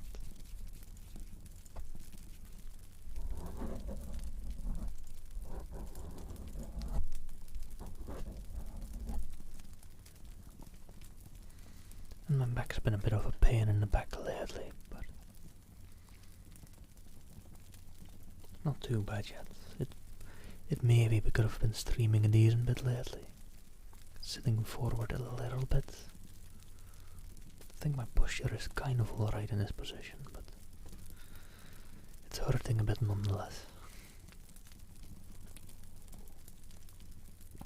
My back hasn't used it too much after all, I suppose.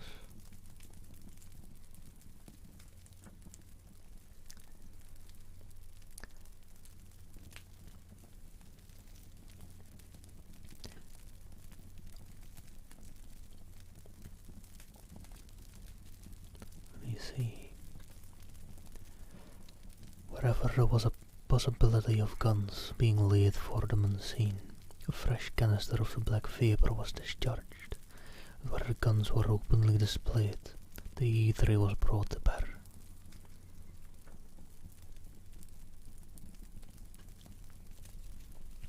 I've been up a while, but I'm in the EU, so it's a bit past 6 PM here. So I've been up, well, I woke up early, perhaps I'm up 11 hours or so now. Probably other likes.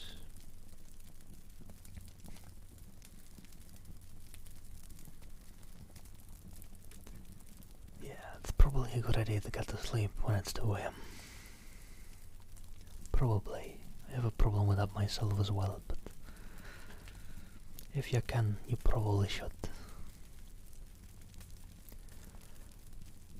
By midnight the blazing trees along the slopes of Richmond Park and the glare of Kingston Hill threw their light upon a network of black smoke, blotting out the whole valley of the Thames and extending as far as the eye could reach.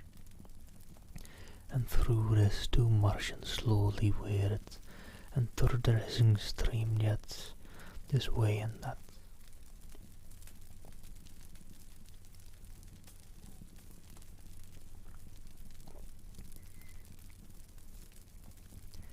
They were sparing of the heat ray at night, either because they had but a limited supply of material for its production, or because they did not wish to destroy the country, but only to crush and overawe the opposition they had aroused. In the latter aim they certainly succeeded. Sunday night was the end of the organized opposition to their movements. After that no body of men would stand against them, so hopeless was the enterprise. Even the crews of the torpedo boats and destroyers that had brought their quick firers up the Thames refused to stop, mutinied and went down again. The only offensive operation men ventured upon after that night was the preparation of mines and pitfalls, and even in that their energies were frantic and spasmodic.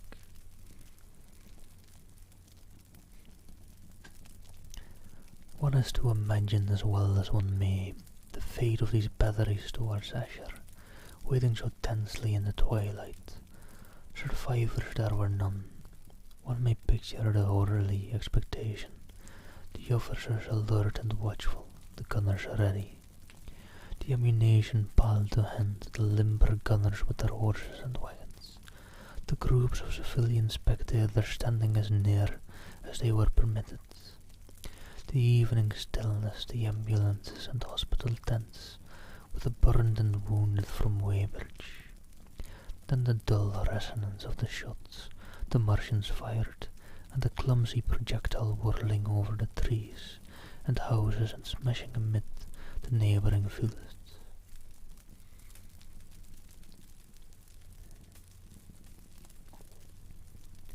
One may picture too the sudden shifting of the attention, the swiftly spreading coils and bellyings of that blackness advancing headlong, towering heavenward, turning the twilight to a palpable darkness, a strange and horrible antagonist of vapour striding upon its victims.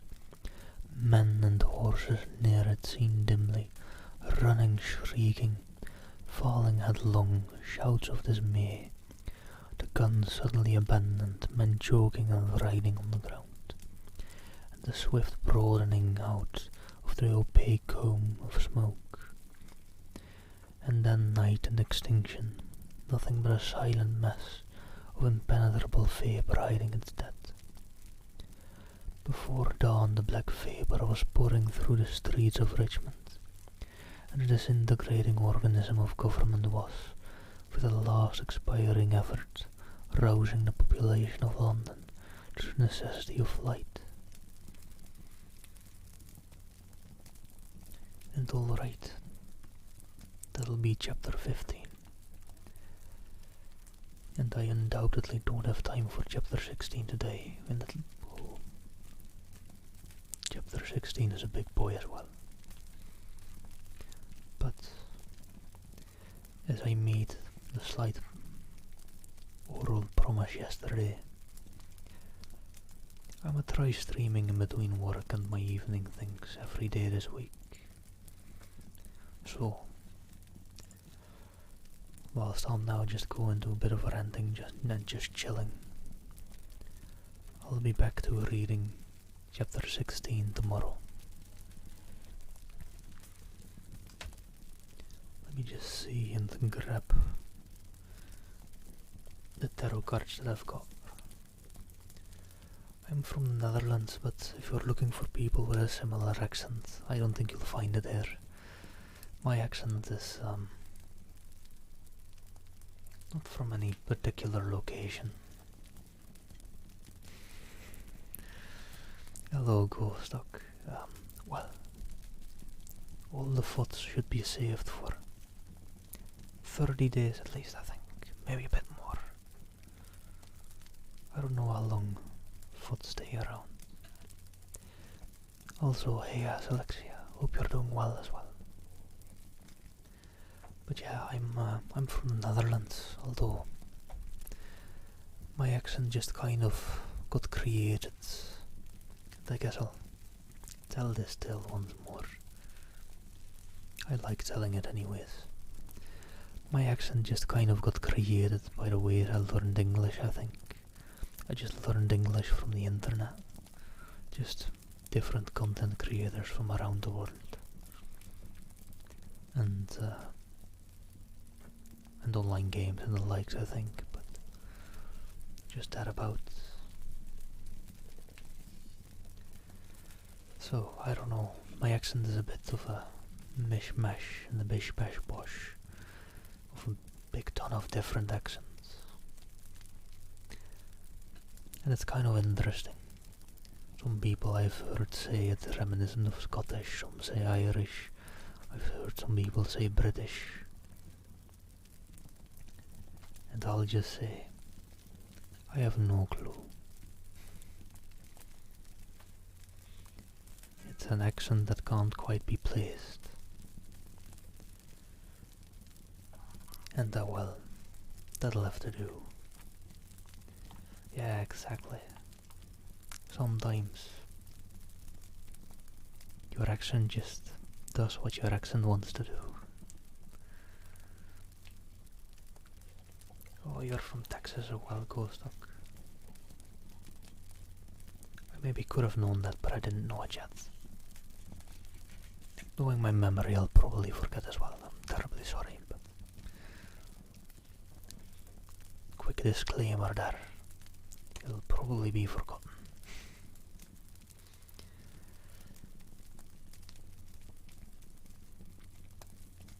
Oh, thank you, Alexia. And I'm doing well as well. I've been trying out streaming every day this week in between my full-time job and my evening plans of dinner and the likes after. And so far it's been going well, although it is getting exhausting. I've been going to bed earlier and earlier in the evening. Anyway, let me see. Since I don't have time for another chapter of the book, I'll just be chatting about and maybe pulling some tarot cards if anyone's interested. I'll just be doing them for free, no need to use the channel points now. Now you say it, Misk, I do like an Texan accent, a bit more, I don't know what you'd call it, but it can be quite interesting. I mean, I like all accents, to be honest. All accents intrigue me and I like.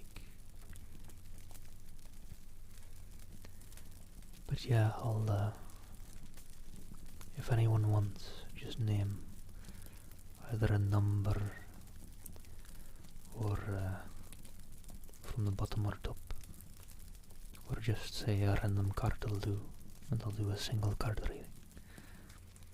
I'm not quite Wiccan, I'm not even much of a psychic or anything or the likes, but tarot cards are just a great medium for ASMR, and they're, well, great to make some triggers with. They can do tapping, they can do scratching. They've got beautiful, lovely art to look at.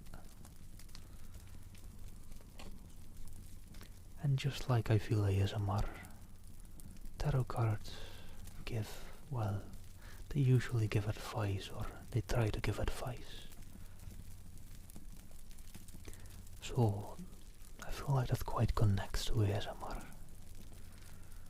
You should try to relax people, or try to help them through their day, or whatever may be wrong with them. If they're having a headache, I know a lot of people watch ASMR to try and get rid of their headaches. So, I feel tarot tarot kind of connects to it.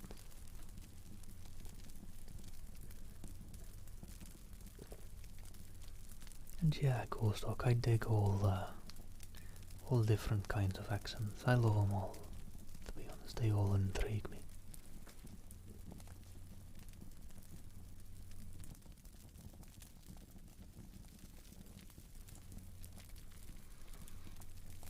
But no one that's interested in a single tarot reading.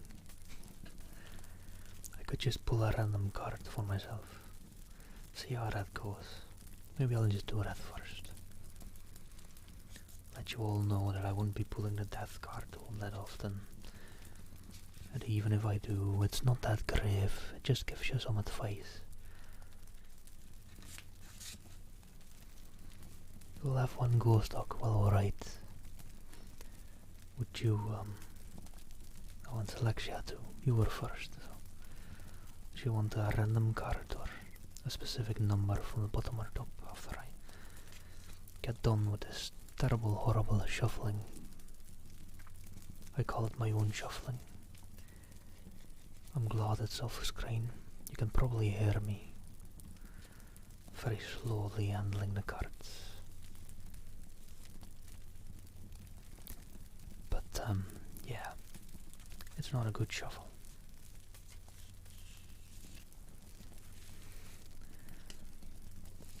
But hey, if it works, right? From the bottom, and how many of the card would you want, or just the one at the fully at the bottom?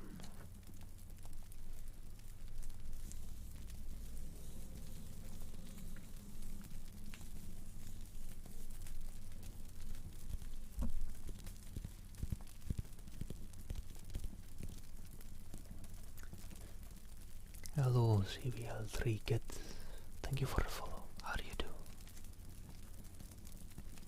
And thank you for keeping me hydrated. Well, alright. The one just at the bottom. That'll be the Hierophant. And I'm not that versed in cards yet, so I'll have to consult the guidebook with it as well. But I'm pretty sure the Hierophant is a positive one.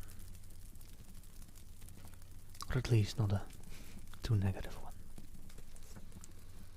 And they're all about advice anyways. Oh, thank you very much. Let's see, it's number 5, the Major Arcana. There's the Emperor. And the next one. Hello, Hazarders. How do you do? I'm slightly wrapping up here. I've got to go off for dinner in about 20-ish minutes. So I'm just doing some tarot right now. Alright, for Alexia, the Hierophant, mentor seeking knowledge is what the card is about. In its simplest form, the Hierophant represents a mentor or teacher.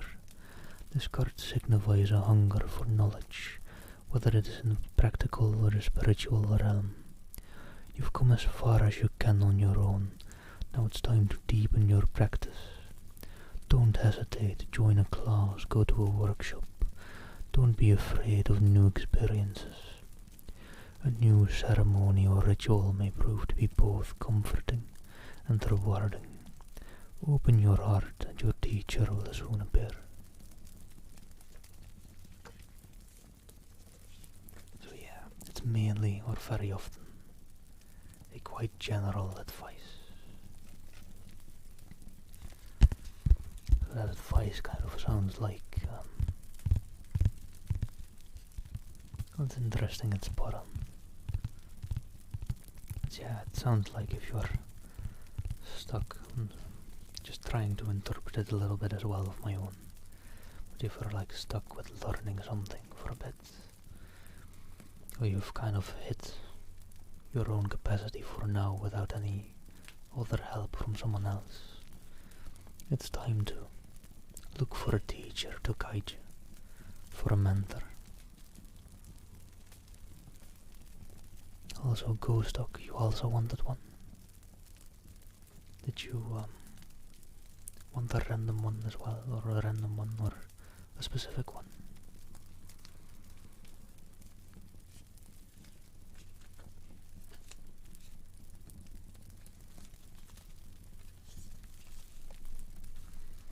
Yeah, I mean, tarot quite interests me.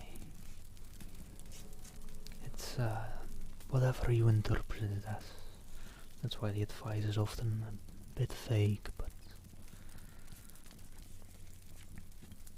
often even that vague advice can be of good help. I mean, even if I were to say, don't forget to take care of yourself, that's good advice anyone should heed. Including me, I'm kind of a hypocrite on that one. I don't really heed that advice, but oh well.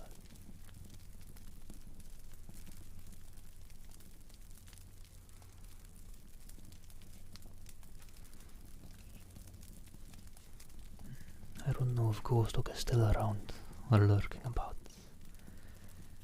Maybe I've had to go do something for a bit. Hello, J. Is that an L or a Y or an I? I think that's an L. JLB_D. How do you do? Hope your day is going well. Hope you're nice and relaxing about.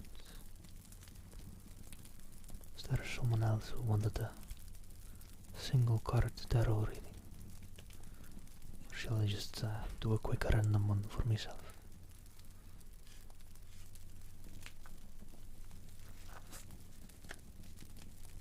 You know what?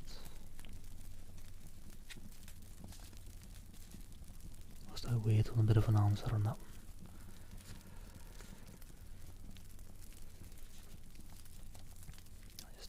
Here you can see my great card handling. It's a beautiful fan I've made there.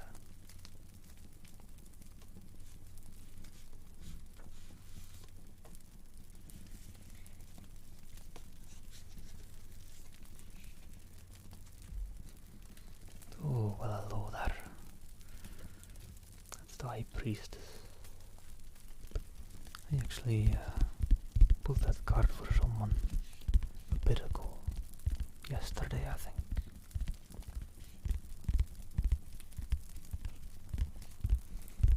Well, can't lick this microphone if it decides to show.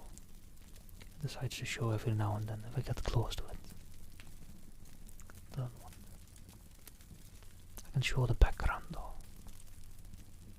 Oh no, my very poorly lit room. But yeah. Hard to lick this microphone, so no worries about that one here. And thank you for the compliment, new favorite ASMR channel. Thank you so much. Let me see though for myself. I kind of forgot what the High Priestess was about.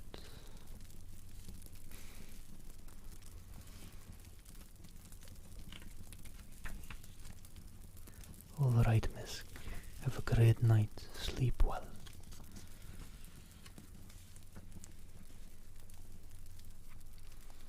And I will, Misk. Although it won't be that much longer. Time for dinner soon. Alright for myself, the High Priestess. All about mystery and psychic wisdom. The High Priestess sits in stillness.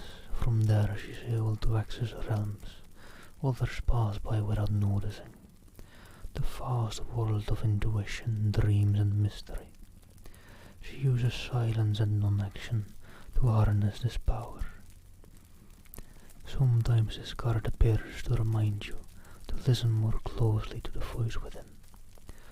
Other times it's a sign to look past the obvious, to find what's being kept secret or hidden within a given situation.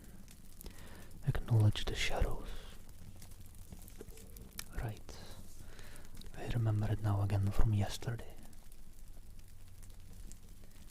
And well, for me,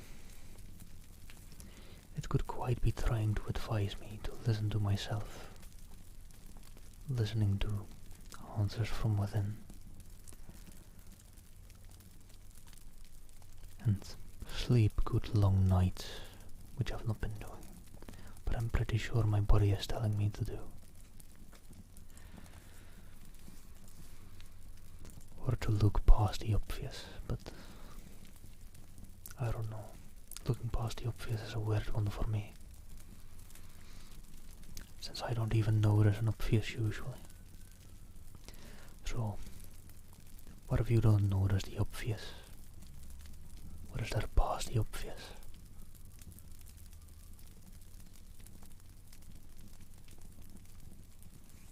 But Gostock, since you are still here, did you want the card as well? Or after mentioning the death card, you going to take a rain check on that one?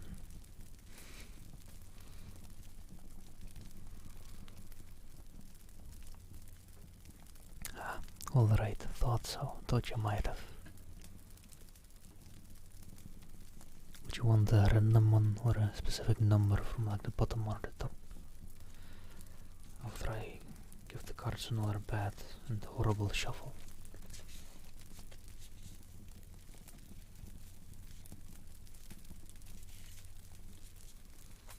13 from the top. A classic, if I may say so myself. And let's just for fun. Would you want me to count in English? I could also count in Dutch.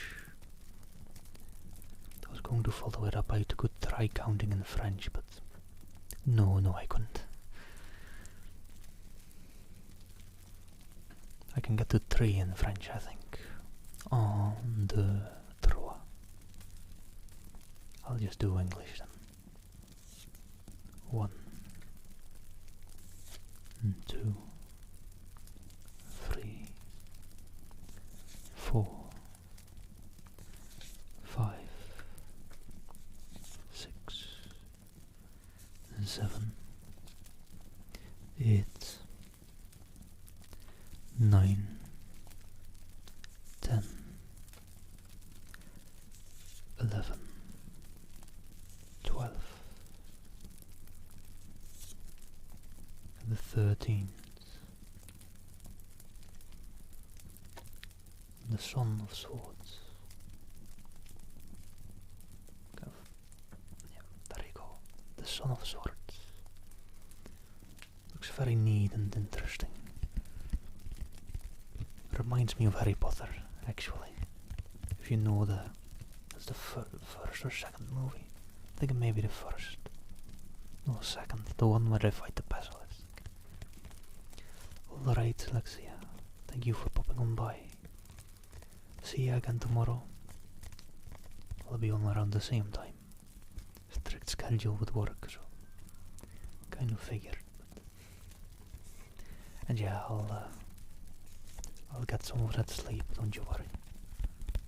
You take care. Enjoy lunch. And yeah, as I was saying, the card kind of reminds me of Harry Potter.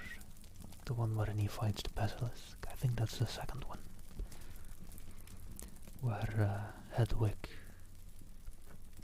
I think Hedwig comes with the hat, whereout Harry gets the sword. I don't know if Hedwig ever... does Hedwig ever carry the sword himself like this? Maybe just my mind connecting things.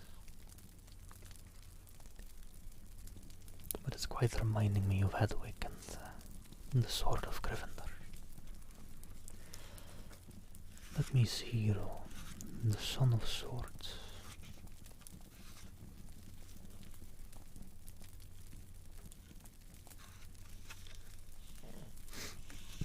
That's the Son of Wands. And that's Cups.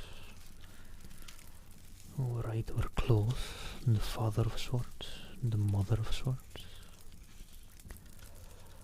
And there's bound to be a son nearby as well. And there we go. Hedwig brings the sword, right, but I don't know if you ever see him flying with it. I think...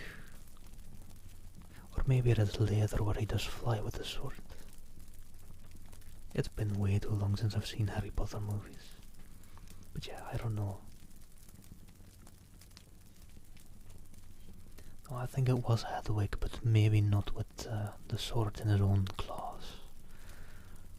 I'm kind of thinking, like, didn't the sword come out of the sorting hat? Some weird magic-y way. It's Harry Potter after all. But I kind of feel then that Hedwig came with the hat. He might have just come flying in with a sword. But then I don't know why I remember the sword coming out of the hat as well. It's time to rewatch Harry Potter, it seems. Anyway, let me see.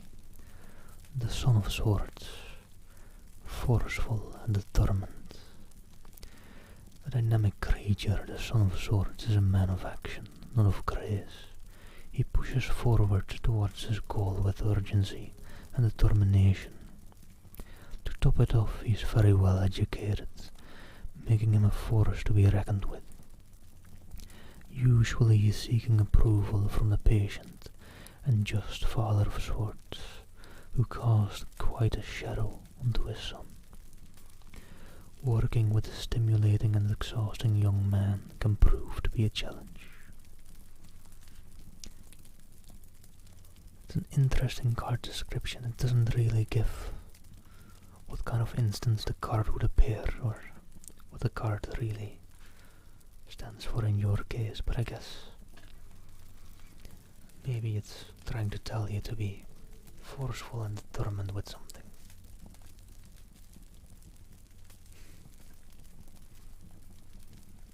Both ways happens. You mean with Hedwig and the sword?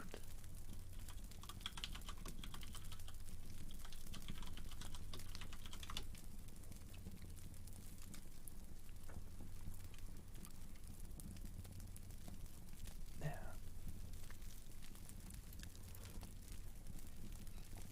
But yeah, I think it's probably just if I were to try and interpret the card.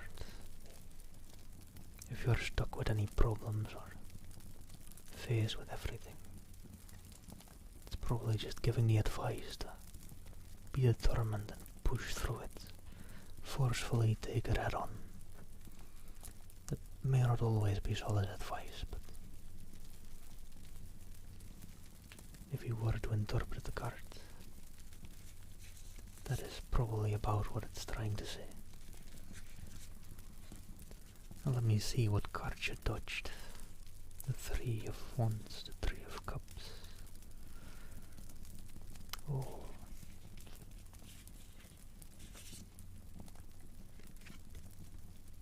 I've not really looked through the art of him, but that's a cute one. That's the 7 of Swords. The cute little fox with a couple of swords near it.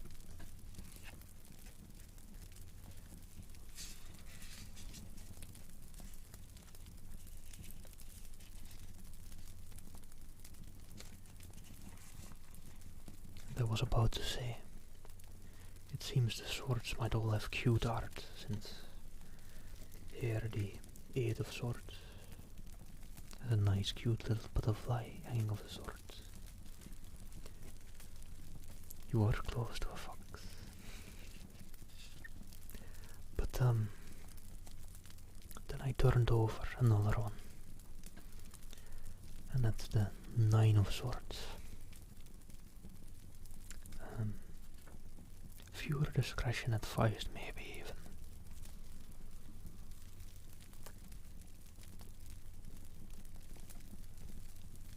Yeah. On the other 2 cards of Swords I just saw, I was about to comment. They all have some cute art on them, the sword cards.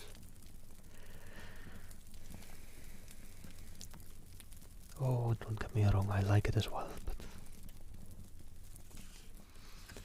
my comment would have been quite off if I did make it.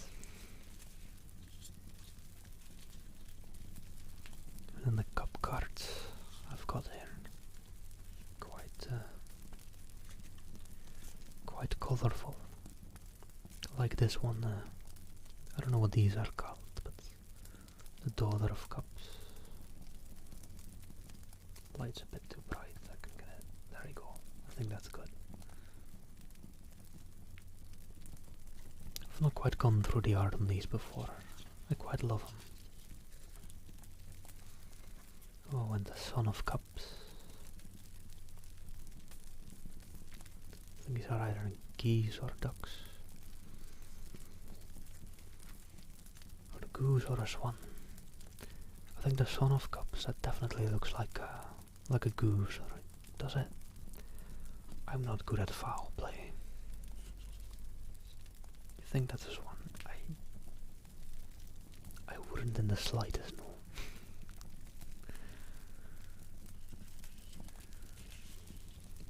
Probably one of the two, yeah. I'd agree with that.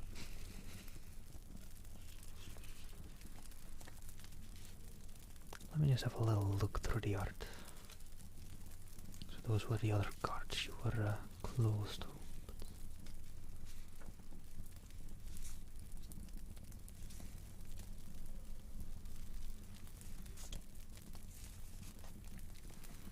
And right, all the of Swords cards. This one is the Father of Swords. They all seem to be an owl with a sword. Quite like that one. Nice and colorful sword as well.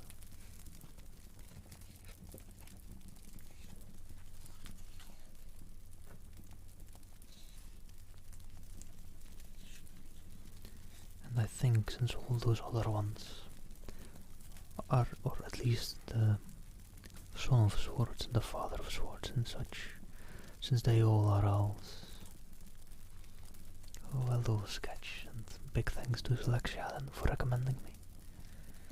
I'm about to wrap up, unfortunately, but I hope you still enjoyed a couple of minutes I've still got to go before dinner. But yeah, I think you are right, since this is the Mother of Cups. I'm pretty sure that's a swan and not a goose indeed. Just having a look at the art on my tarot deck, by the way, in case you were wondering. And well, that would quite make sense, the Mother of Cups being a beautiful white swan. And then this one, the Father of Cups. It's probably a black swan, if I were to guess.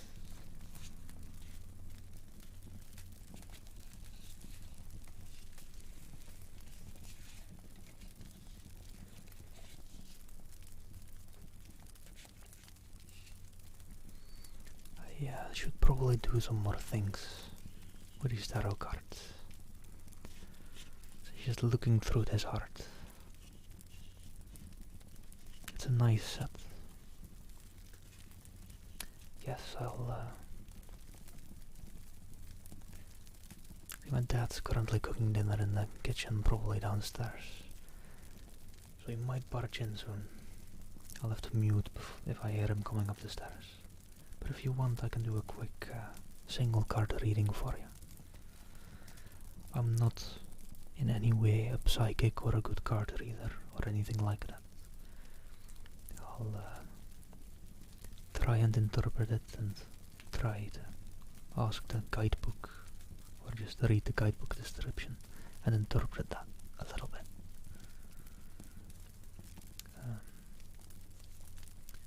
I think, well, I'll just let you choose for a single card reading. Would you want me to pick a random one, or just a certain amount of cards from the bottom, that one down, or up from the top?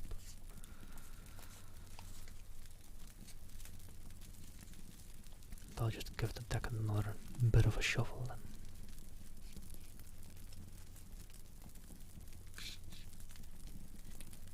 Pick a random one.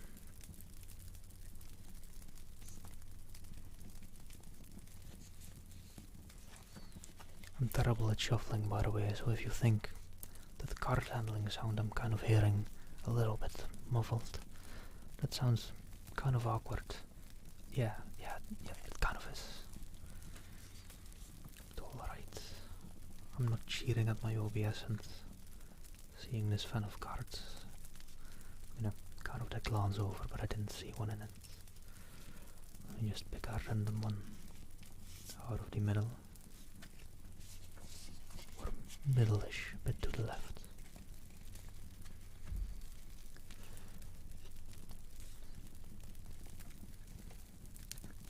Let's think about it for a second. And my background remover doesn't quite like this card, but it's a very basic card. That's the 5 of Wands.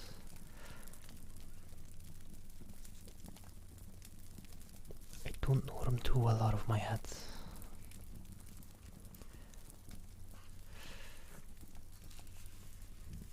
But I think if I remember correctly, the ones were usually a bit less positive.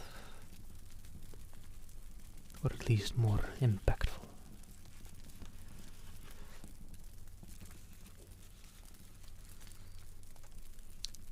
And hello Will, thank you for the follow, hope you're doing well. So just keep in mind with this, I'm in no way a psychic, so it might not apply at all. The 5 of Wands, scattered, lack of focus, lost. The 5 of Wands is a card of conflict. You may find yourself scattered, distracted, tending to everything and nothing. Since Wands deal with our dreams and goals, it usually means this conflict resides within. Your energy moves outward in many directions, yet you are suffering inside. Take this card as a warning, find ways to bring calm and focus to your mind, or these troubles will only increase. So if that not at all sounds familiar to you or a situation, the Arcana might have just been wrong. Or it's also the card of being lost, and well,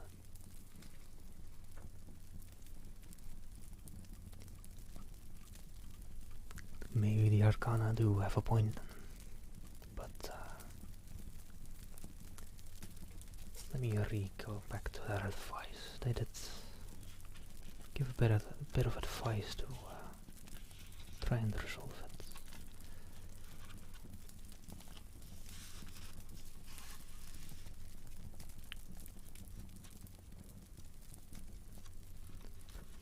Or well, maybe if you recently came out, then maybe the card was more a card of the past, or a bit more recent events. Cards can also be of the past, if I remember correctly. Although that wouldn't make much sense in just a single card reading.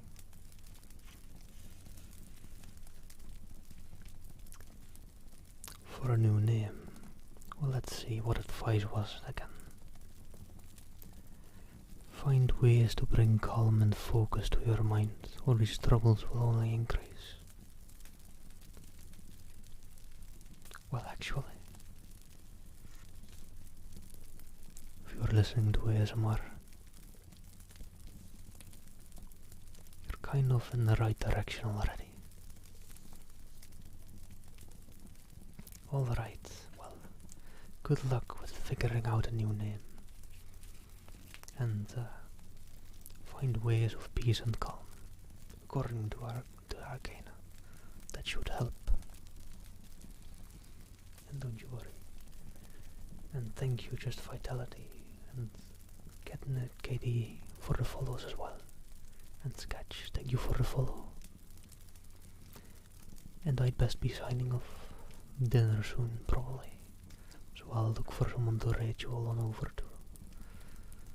See what ASMR artists are live on my list, on my following list.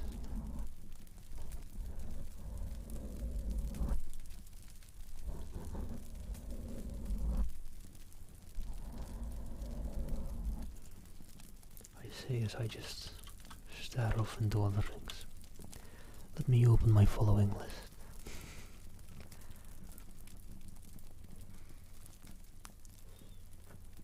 Let's see.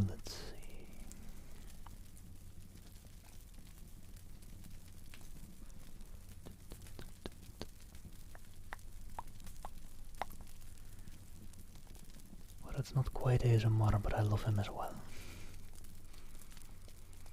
want some entertainment, a dance pool, who's kind of like what it sounds like. He just does Just Dance or dancing streams in a Deadpool costume. He's live right now. And then we've got Foximus and Christina live. Foximus has been live a while.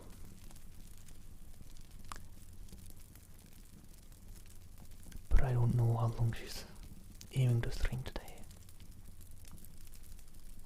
I can always just rage one over and she'll rage one over again elsewhere. For anyone that may have been hanging here because they didn't like ear licking, she does do ear licking sometimes. I currently don't see the 3DO, so I don't know what Mike's is using, but I'll rage all on over to Foximus Prime, since she was so lovely to raid me yesterday as well. Can return a slight favor. My numbers are a bit smaller, but yeah, a different fox than the one you're used to, but also a fox then.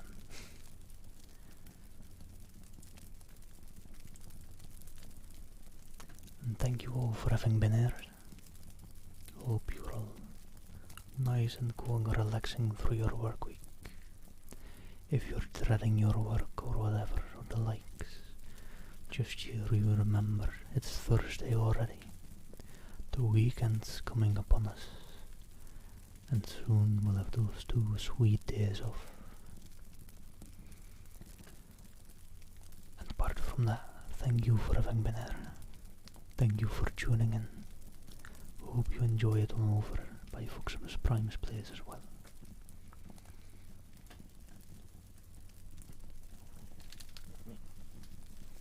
Get my headset on,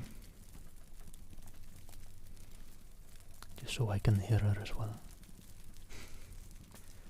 See you all, hopefully tomorrow, where I'll be resuming the War of the Worlds again, and maybe finishing it.